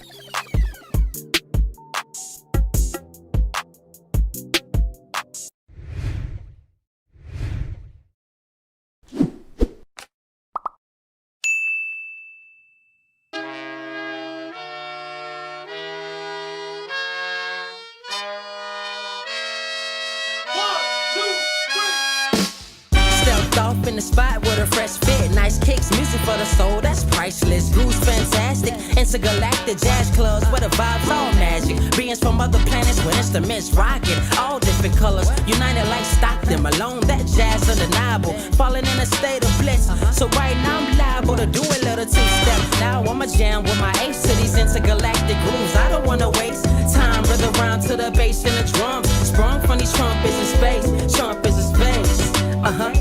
Trump is in space. Yeah, Trump is in space. Yeah, Trump is in space.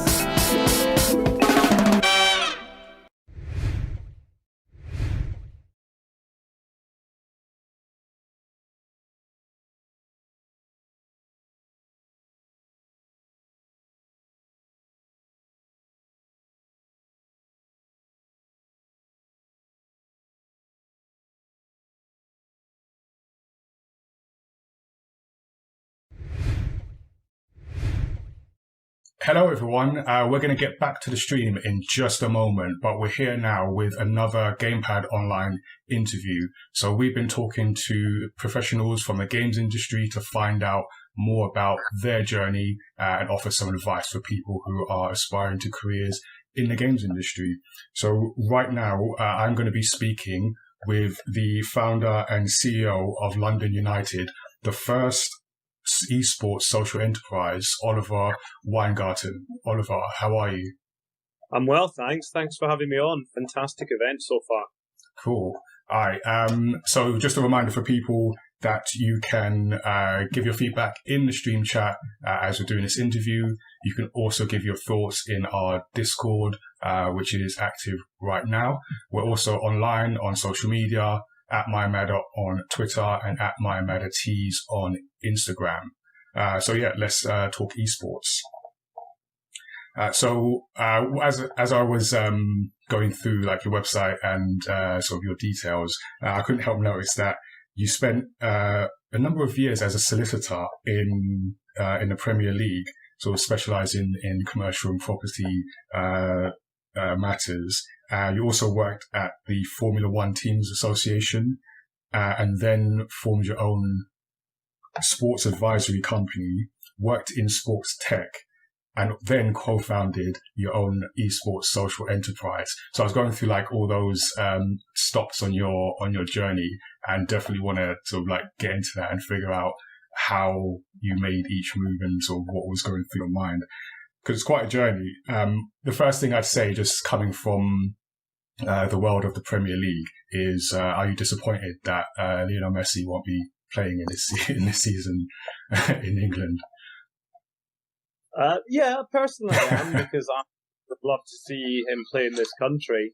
I think he's a fabulous talent, and it looks like it'll probably happen next year anyway. I mean, I'm privileged to have seen Messi play a few times in person for Barcelona, and he's a genius. And I think it would really enhance the league, but I'm not sure it'd do a huge much amount really for the value of the rights. They're sold in cycles, but I think just from a profile piece, there would be a nice bounce. Okay. All right, and to anyone who's not into sports, that's going to be the last sports question. I just wanted to ask that for my own personal interest. So, as I said, you've taken a lot of like stops on your journey, and I'm interested to know, when did esports specifically come into your mind as an interest? Is that something that was always part of your plan, or it just came along at one point? No, I can tell you in 2004, when I took my first steps up into the Premier League to be the general counsel on commercial and intellectual property, I'd never envisaged running an esports org. 16 years later, that's for sure. I think esports started to come to the fore when I worked around Formula E, which is another form of motorsports, the electric form of motorsport, and they're seen as being very innovative. And actually, they did a number of esports competitions. I worked with Formula E in its inaugural season. I helped set up a teams association because I'd run a teams association Formula One for 3 years before that.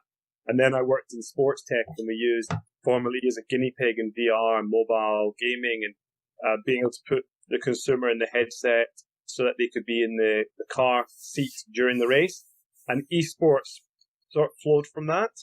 And Formula E did a Road to Vegas competition for $1 million prize, and that sort of opened up my eyes to esports. But I always thought that motorsports, esports wasn't really a true esport. And it wasn't until 2018, when I went to Wembley Arena one Friday afternoon for the Face It CSGO finals, that I really realised what true esports was. The Wembley Arena sold out on a Friday afternoon. Everyone in cosplay, merchandise, being sold quicker than beers in the concourse. Very different to the traditional sport, obviously. And I saw this short form, snackable, bite-sized content, unbelievable production.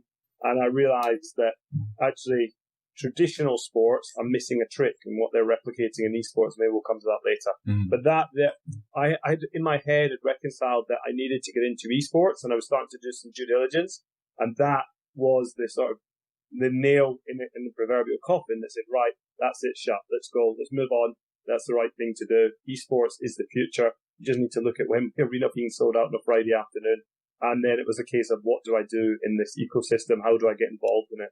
Yeah, no, I agree with you. It's quite an eye-opening kind of experience when you see the whole production around it. So, like, I've not seen anything as big as sort of a esports event at Wembley, but I did go to an event that was a FIFA esports tournament, and I went to it's in a cinema, so they'd sort of taken over a screen and given a proper production, and it was like watching Match of the Day. They even had Jodie and Lescott, who was on the commentary team. I was like, was it at Gfinity in Fulham Broadway? Yes, yeah, Gfinity, yeah. So I was like, wow, this is like a real thing. Yeah, but I mean, you could argue that FIFA, it might be controversial, you could argue that FIFA isn't really a true esport either. But League of Legends, Counter-Strike, Fortnite, Dota, you can go on and on. Yeah. Probably have got generally higher viewership than FIFA. Okay, but FIFA's got a strong community. We're definitely going to get into like the differences within the esports. So like I always like to ask people sort of on their journey in terms of like what they studied and what they picked up along the way. So you kind of answered some of that, but because we work with like a lot of young people and young people who are interested in perhaps going into the industry in some form, and maybe have an idea of like what sort of qualifications and things you need.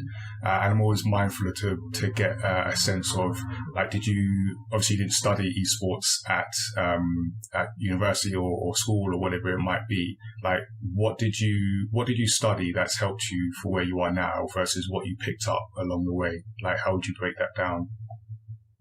Well, I mean, I studied law and German before I went to the Premier League. I think languages are great. You're dealing with people all over the world, so languages are always hugely beneficial. Legal training, even if you're not a solicitor, will help you for the rest of your life. It helps you in correspondence. It helps you analyse. I mean, even today, I'll look at contracts. I can do my own contracts for the business because of my training, even though I'm not practicing. What for me, the most important lesson I can give someone is just try and get work experience. Just knock on as many doors as you can to get work experience. You can learn on the job from the right people generally, but what people want to see in your CV is that you've shown an interest already in the industry. So when I wanted to do sports law, I went round to all the media sports law firms and asked for work experience. And then when it came to getting a training contract, I could show actually, look, I'm not coming at this out of the blue. I've got some work experience at these various places in this industry. And now when people approach me, and they're applying for jobs, it's one of the first things I do. I look at, are they fresh out? I mean, if they're fresh out of school, they're fresh out of college. I'm not necessarily saying they have to have a degree. There's a lot of debate around this at the moment, whether you need a degree to work in esports, and there's lots of universities doing them. I think having a degree is helpful, but there's a lot of cons to going to university, particularly from a cost perspective. It's not always feasible for everybody. But the lesson in life can be learned on the job, but you need to get that experience. So I've, from an esports experience, I've learned a lot about esports over the last couple of years just by educating myself and talking to people. I'm working in it. I didn't come into esports as an esports professional, so to speak. I came in more as a business guy.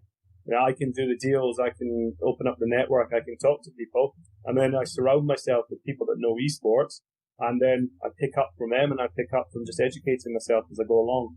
Yeah, no, I totally understand that, because even on my own journey, I studied engineering, so I've got an engineering degree, and now sort of make comics and run a gaming event. But like you touched on, it's the idea that even though you're not, say, formally trained in the thing you're doing, you can still pick up experiences and skills from other areas that can actually benefit you. So in your case, you mentioned a contract. So yeah, definitely something to keep in mind for people.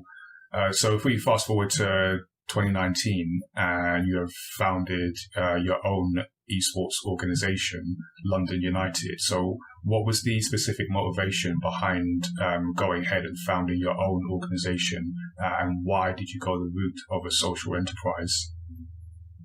So the reason I decided to take a risk and start my own business was because I felt there was opportunity there, and the opportunities in the market from a career perspective didn't interest me that much. When you've been at the Premier League, when you've worked in Formula One, you've had these great jobs, you've got to be excited to go and work in other places, and there wasn't that much out there that excited me, in all honesty. And, secondly, recognise that what we felt was a gap in the market. A city-based, community-based, content-focused organisation that could enable gamers to take a path to pro. You could say some of that's unique, some of it's not unique, because I could say to you, yes, there are other paths to pro, and you could tell me, yes, there are other paths to pro. We would agree on that. But the social angle, I think, is particularly unique.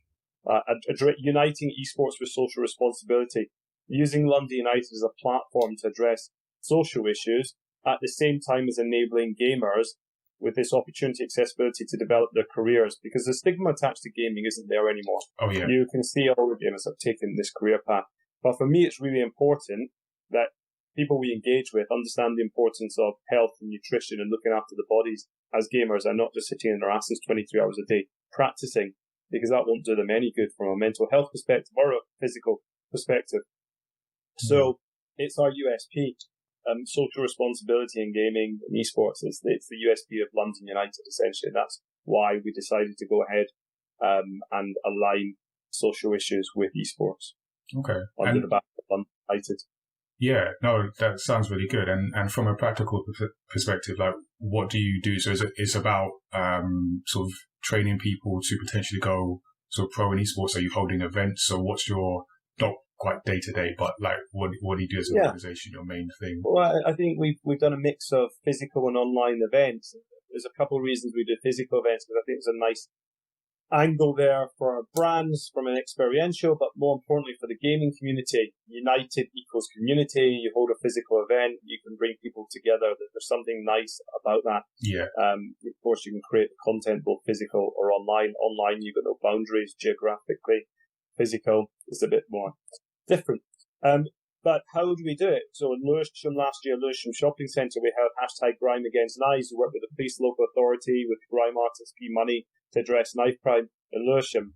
We addressed participation in sport and gaming with a charity called Street League, where their participants participated not just in our FIFA tryouts at Red Bull Gaming Sphere, but we had them involved in a 5-a-side physical tournament before the tryouts, and Twitch actually asked us to film the five-a-side tournament, funnily enough. During COVID, we pivoted to online. We addressed loneliness and male suicide prevention with a FIFA event. We did wellness and nutrition around the League of Legends team. And as you know, the 17th September is United Against Racism to celebrate diversity in gaming and work with a variety of influencers. Now, each element has the platform for the gamers to get involved. And generally what we have done is we've found the best talent and created teams that we've signed the players and put them into competitions to represent London United. So we've had a League of Legends team playing the UKEL. The split's just finished. During the lockdown, we ran the FIFA tournament, and actually our gamer Dennis came through from 79 others and played against Tex from Fnatic, best FIFA gamer in the world, potentially, depends which side you're coming from. But ultimately, the opportunity this guy Dennis had was he got trained like a gamer for a week by G Science, and then played in this competition against Tex, in which LAFC and Ninjas and Pajamas and a whole lot of others were competing, and that was an opportunity he wouldn't normally have had. That's really cool. I like how you kind of blend in the elements of like physical events and sort of physical preparation with the esports. So we're going to dig into that in just a second, but right now we're going to go back to the stream. So you can check out an extended version of this interview with Ollie that we're going to be putting up on YouTube after the event. And as always, you can shout at us on social media, at MyMadder on Twitter, at MyMadderTees on Instagram, and yeah, just get involved in the chat during the event. And we'll see you in just a bit.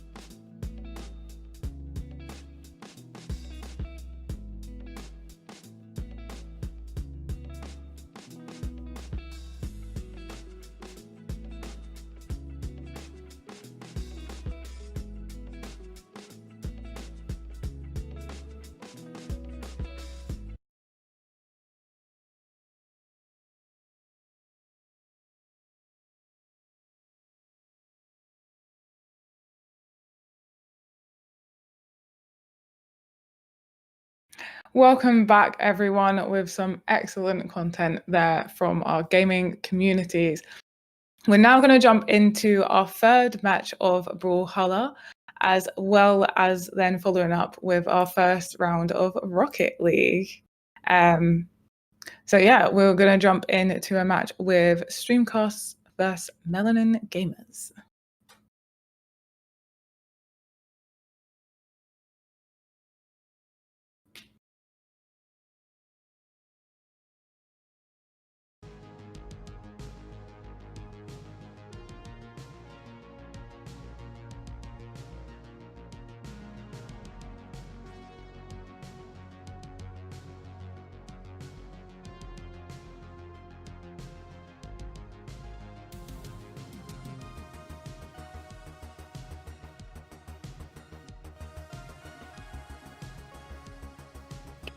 And we're back, everyone, for the third round of the Friendly Fire Brawlhalla Friendly Fire.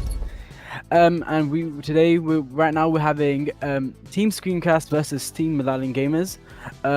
Let's look at the teams right now, and we have so it seems like Melanin Gamers is gonna go for the Orion Azoth team once again, and let's see if Team Screencast can actually mix it up here and change and see if they're gonna change from the last round, because they did go for, if I remember, it was Petra, and I can't really recall the other one, but let's see if they manage to change it up. Oh, we have Volkov. So Volkov and Petra. So it seems like everyone's gonna be going to this as the same characters as they were before. I think everyone's gonna be, okay. No, they want to go small Brawlhaven. So we have one for small Brawlhaven, one for small Enigma, and one random, and it's small Enigma. So it'll be 2v2 on small Enigma. Who will be victorious? Well, let's see that now. So we do know that Melanin Gamers absolutely dominated over Get What Gamers in the last round. Can Screencast take the win here though? So Melanin Gamers already on it, got the items like they did last round, but and Petra's without an item right now. But Volkov does have the item, has his weapon, and there, yeah, a lot of aerial movement going on right now. And oh, was that on purpose? We've got the self-destruct from the Volkov. As Team Melanin Gamers had a lot of stage control there. The edge guard from the Petra, trying to keep that Orion off stage. Very, very scary Orion, especially with those really safe heavy attacks. Ooh, that was a hard hit there, and that sends the Petra out. Screencast seems to have the stage control for the bit there, but not anymore. Now we're seeing Petra sends off the Azoth off stage, and can they get the edge guard off? And no, not really. They can't. It's currently looking like a 1v1 situation on both sides. They're trying to fight each other one at a time. And I see that, and then the Volkov loses a stock and is on one stock compared, and that's really bad. That's a really bad situation for Team Streamcast there. Oh, considering it's a 2-3-2-1, but the Volkov takes his revenge, takes his stock of Azoth. So they're trying the hardest here. You can really tell that they're trying their hardest to take back the game here. Ooh, is that double kill? Orion is really dominating there. Spike and the double KO. That Orion is absolutely insane, and that eliminates the Volkov. We're leaving only the Petra, who's very prone to getting double teamed here. Oh, the Orion charges taken the wrong way there. They don't really have to do anything anymore. To be honest, it's looking like a win for Team Melanin Gamers here, but maybe, just maybe, can Screencast take the dub here? Oh, Orion's off stage. Can he get the edge guard off? No. Petra seems too intimidated by the Orion, and Azoth takes the stock there. Well done to Melanin Gamers for winning that game. So currently looking at a 1-0 score to Melanin Gamers, and good job by Team Screencast. Well done to everyone.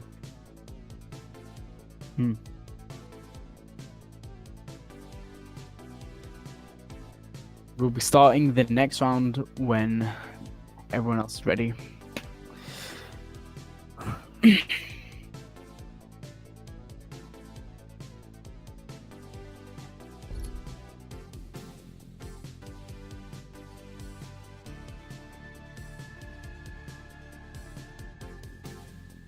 All right, so it seems like Screencast has gone to and changed into one of, well, they've gone Thor, so that's very interesting. We did see Thor being really dominant in the early rounds of the tournament. Oh, we're seeing the change from Orion to Bodvar.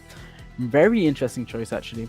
I really thought they were going to keep the same, but we're seeing still the Volkov and same Azoth pick, so both sides changed one of their characters. We have a vote for Miami Dern, one vote for Random, one vote for Small Enigma once again, and another vote for Random, and we're getting a random stage, the Great Hall, very big stage. If you can maneuver, so the fast characters, the characters here aren't very fast, but if you're able to have that good range, a good mobility, very aware of your movement, you should, and the team who is very aware of the movement should be able to take the game here. And we see, okay, but both teams have a single weapon in their arsenal, and it seems that Bodvar is the last one to get a weapon here. And it's been very interesting to see these the change of characters here. We haven't seen a proper change of characters in a long time, and Screencast seems to really be controlling the stage here. Like I said, they're really using their range effectively, and that's a stock already gone off Milan Gamers. Incredible, actually. They're really utilizing the stage control and like not allowing the other team to approach but any side. The throwing of the item throw, the weapon throw there, and the Thor just manages to recover there, but immediately gets hit off the stage once again by Azoth. We're seeing a lot of aerial movement once again here. And it seems like Screencast is trying to take the stage control once again. They knew that strategy worked before, and they're trying to do it again. A lot of SIGs being thrown out. Vodafone cannot seem to get hit in. Maybe changing to Vodafone was not the right choice. But even still, the Volkanov is off stage, hit, and then hit off stage again. Maybe we're going to see everyone's on red health. Anyone can get hit with a single SIG and absolutely get destroyed. That was really brutal. And we see a little dash dance for the Vodafone there. Bit of a taunt. A bit of a pop-off, as it were. And Volkov deals with the Azov, taking a stock, and we're looking at it's a 1-2-2-1 situation with Milan Gamers in the lead. Very dominant force, and not anymore. The stocks are no longer even. We have a 1-2-1-1. That's the self-destruct. That's very unfortunate for Team Streamcast there. Can we see? Can he somehow manage to clutch the game? It's going to be very unlikely, but a man can dream. Azoth is making easy work of there. Just absolutely, he's at the advantage state. No, I don't think he's going to be able to get back here. He is. But immediately, that get-up is immediately punished with a very strong hit SIG. And I guess Milan Gamers wins again. Congratulations to Milan Gamers for taking that set and winning yet another prize. And well done for the good effort from Team Streamcast. Really had a very strong start compared to the early rounds, so a massive improvement from before. Good games to all. Thanks, guys.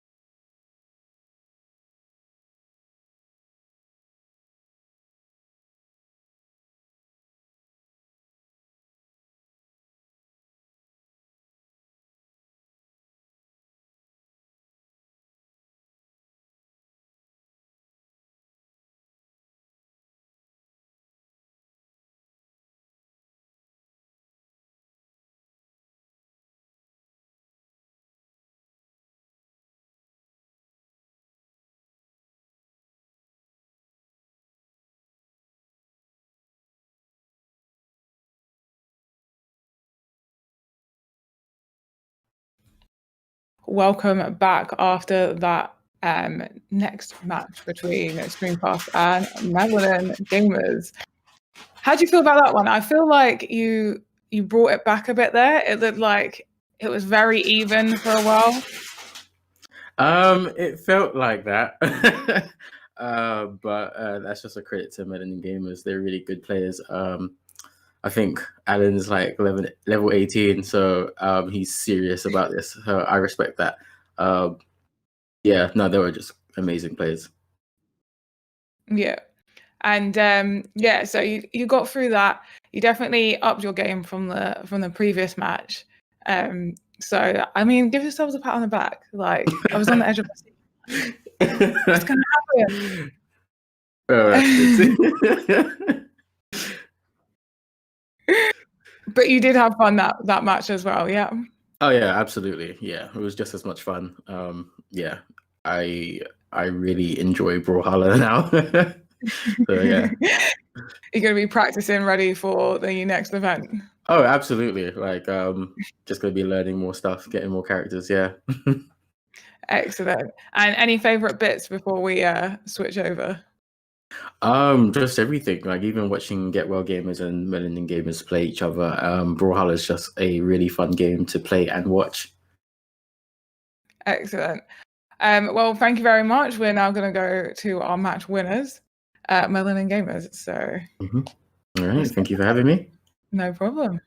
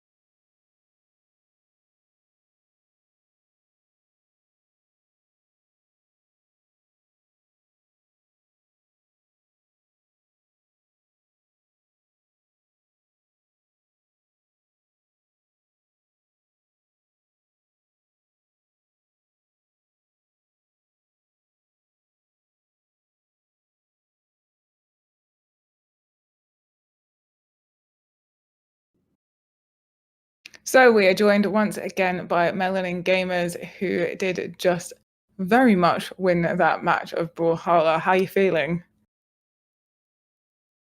Oh, we can't hear you.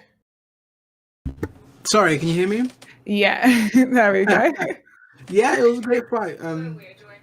It's always been a great fight. It's always I've always enjoyed Brawlhalla. And me and my brother we've been playing together when it comes to games for a very long time. So it's very hard to find people who can beat our synergy because we've been playing for so long. So yeah. Yeah, that teamwork definitely gives you that extra leg up, as it were. But I feel like there was a point there where it was I wasn't sure. Like I felt like it was very evenly matched, and then you guys kind of like picked up an extra notch. Yeah, and I wasn't having it. Yeah, definitely. There was well, in Brawlhalla, the fight can suddenly change very quickly, very dynamically. So we have to be very I'm talking like I'm an expert. I just play this game as leisurely as I can every like night. So I kind of. But yeah, the game can change very quickly. It takes like 1-2 combos, and suddenly you're on the back foot. And then if you don't know how to pick yourself up, then suddenly you're on the you're suddenly losing. So that's what I like about this game. It's very you have to be very on your toes when it comes to this kind of thing. Minutes. I suppose it depends on the platform you're playing on as well, right? Yes. Which level you're on. Yeah. I'm a PlayStation boy at heart, so I always have been. So always play on my console. So yeah, if it's probably on a different platform, then people will probably be smoking me. So. Awesome. And obviously, for winning that match, you do get a prize, and you can pick from any of the digital gift cards from either PlayStation, Xbox, Steam, or Switch. Which one will you be choosing? I think that my brother did most of the beating up in the last one, so I think we'll get him a PlayStation 1 for him. Excellent. We'll take note of that and send it with your other prizes. Thank you so much. So we're now going to go into our next set of game, which is Rocket League. So good luck to every team on that, and we'll see you back here. Cool.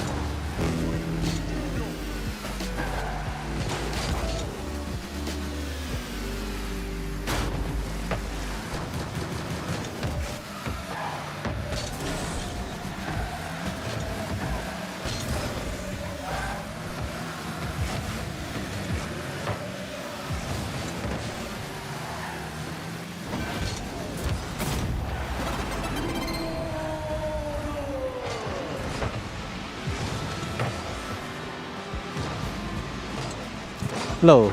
Oh, that's very loud. My bad. Yes, so it's currently on stream now. So yeah. Oh, don't worry about it. Are you sure? Yeah. it's Okay. Wait. Ooh.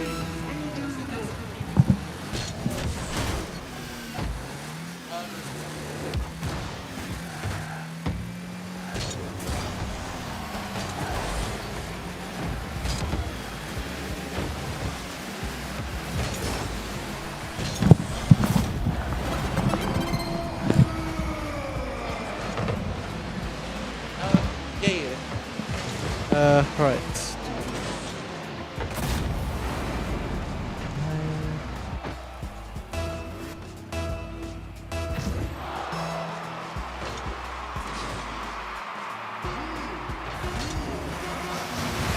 Right. Sound check.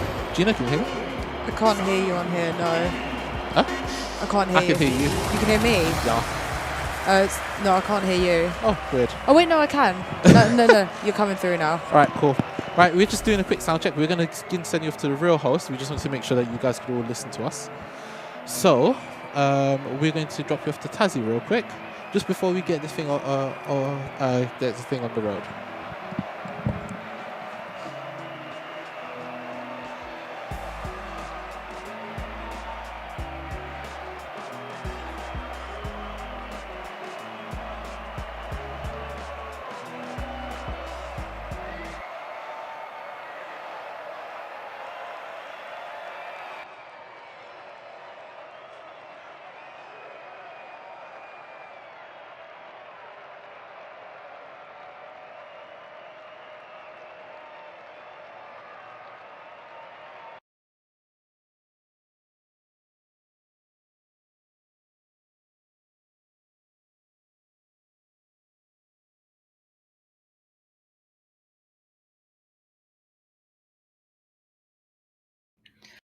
So that was just a little sound check ready for our Rocket League match. This will be our first of 3 Rocket League sessions. So we'll have this one, and then we'll have some other bits, and then we'll have the final 2 Rocket League matches at the end. This one is between Get Well Gamers and Streamcast, and we will have our very own Ben and Gina commentating. You may remember them from our previous Gamepad. We're bringing them back. So enjoy.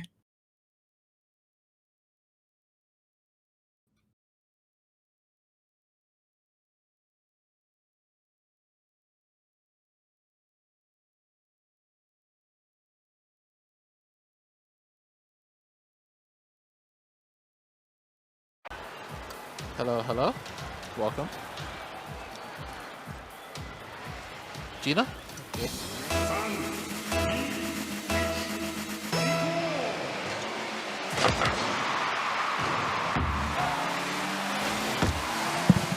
Alright, we're getting straight into it actually. It's going to be a bit of an exciting one actually. What do you think? Do you think they've learned anything from their last one?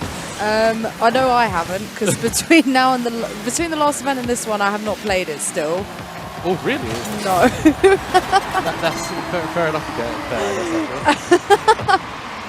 I must admit, I haven't played Rocket League much. I had a couple of games last time I downloaded it. Yeah. I just suddenly remember how hard this game is. But it's weird because it's now free to play actually. Oh, is it? Yeah. Oh, okay. They put it on the Epic Store, so it's not free. Oh, well, I've not played it since then. they could put it in a better place. Oh, but... 1-1. That was an easy one actually. So who have we got? This is Streamcast and Get Well Gamers at the moment. So Streamcast are blue, Get Well Gamers are orange or red, whatever that is. So Streamcast is... Who was the previous one? Was it the last time actually? Melanin Gamers? Was it? Oh, and special effect who we don't have in this gamepad, unfortunately. Yeah, so they had quite a lot of things. Yeah, I can't remember. Well, Get Well Gamers are defending their... Today, it's a very play Rocket and you make such a fine line is what you can say. And the thing is, it's really easy in Rocket that there's no offside rule. They're in Rocket powered COD, but that's not the point. Football, if you ask me, but A lot of their esports initiatives. Yeah. Is they've got such a in-depth league and taking loads of jokes about it. It was a field. Oh, he lays it down. Good interruption though. He's almost thrown goal. Oh. See, remember what I was saying about all the plays that either make you look great or make you look like an idiot? That was one of them. That was absolutely one of them. See, he went for it with two halves, where you never quite know where the mistake you make will lead to the end of the match. Obviously, it doesn't count in this regard. Right? Yeah, fair. It does seem Melon and Gamers are really adamant on defending their crown for this match, though. Oh yeah, definitely. Makes you wonder why they don't play Rocket League competitively. I'm gonna do that. Right? Ooh. See, it's yeah, that is true. I can't quite remember the last time. Do you know? I'm not too sure what Dreamcast could do. Oh no, they got one. There you go. Nice. So you just need to keep saying. Damn, is that considered a no-goal? Sure. Oh! Oh, why keep doing that over and over again? Do you know, if you bet on this and you win, then you should really go for the lottery, I like it. Or run the government, whichever one. Oh, never mind. Maybe not.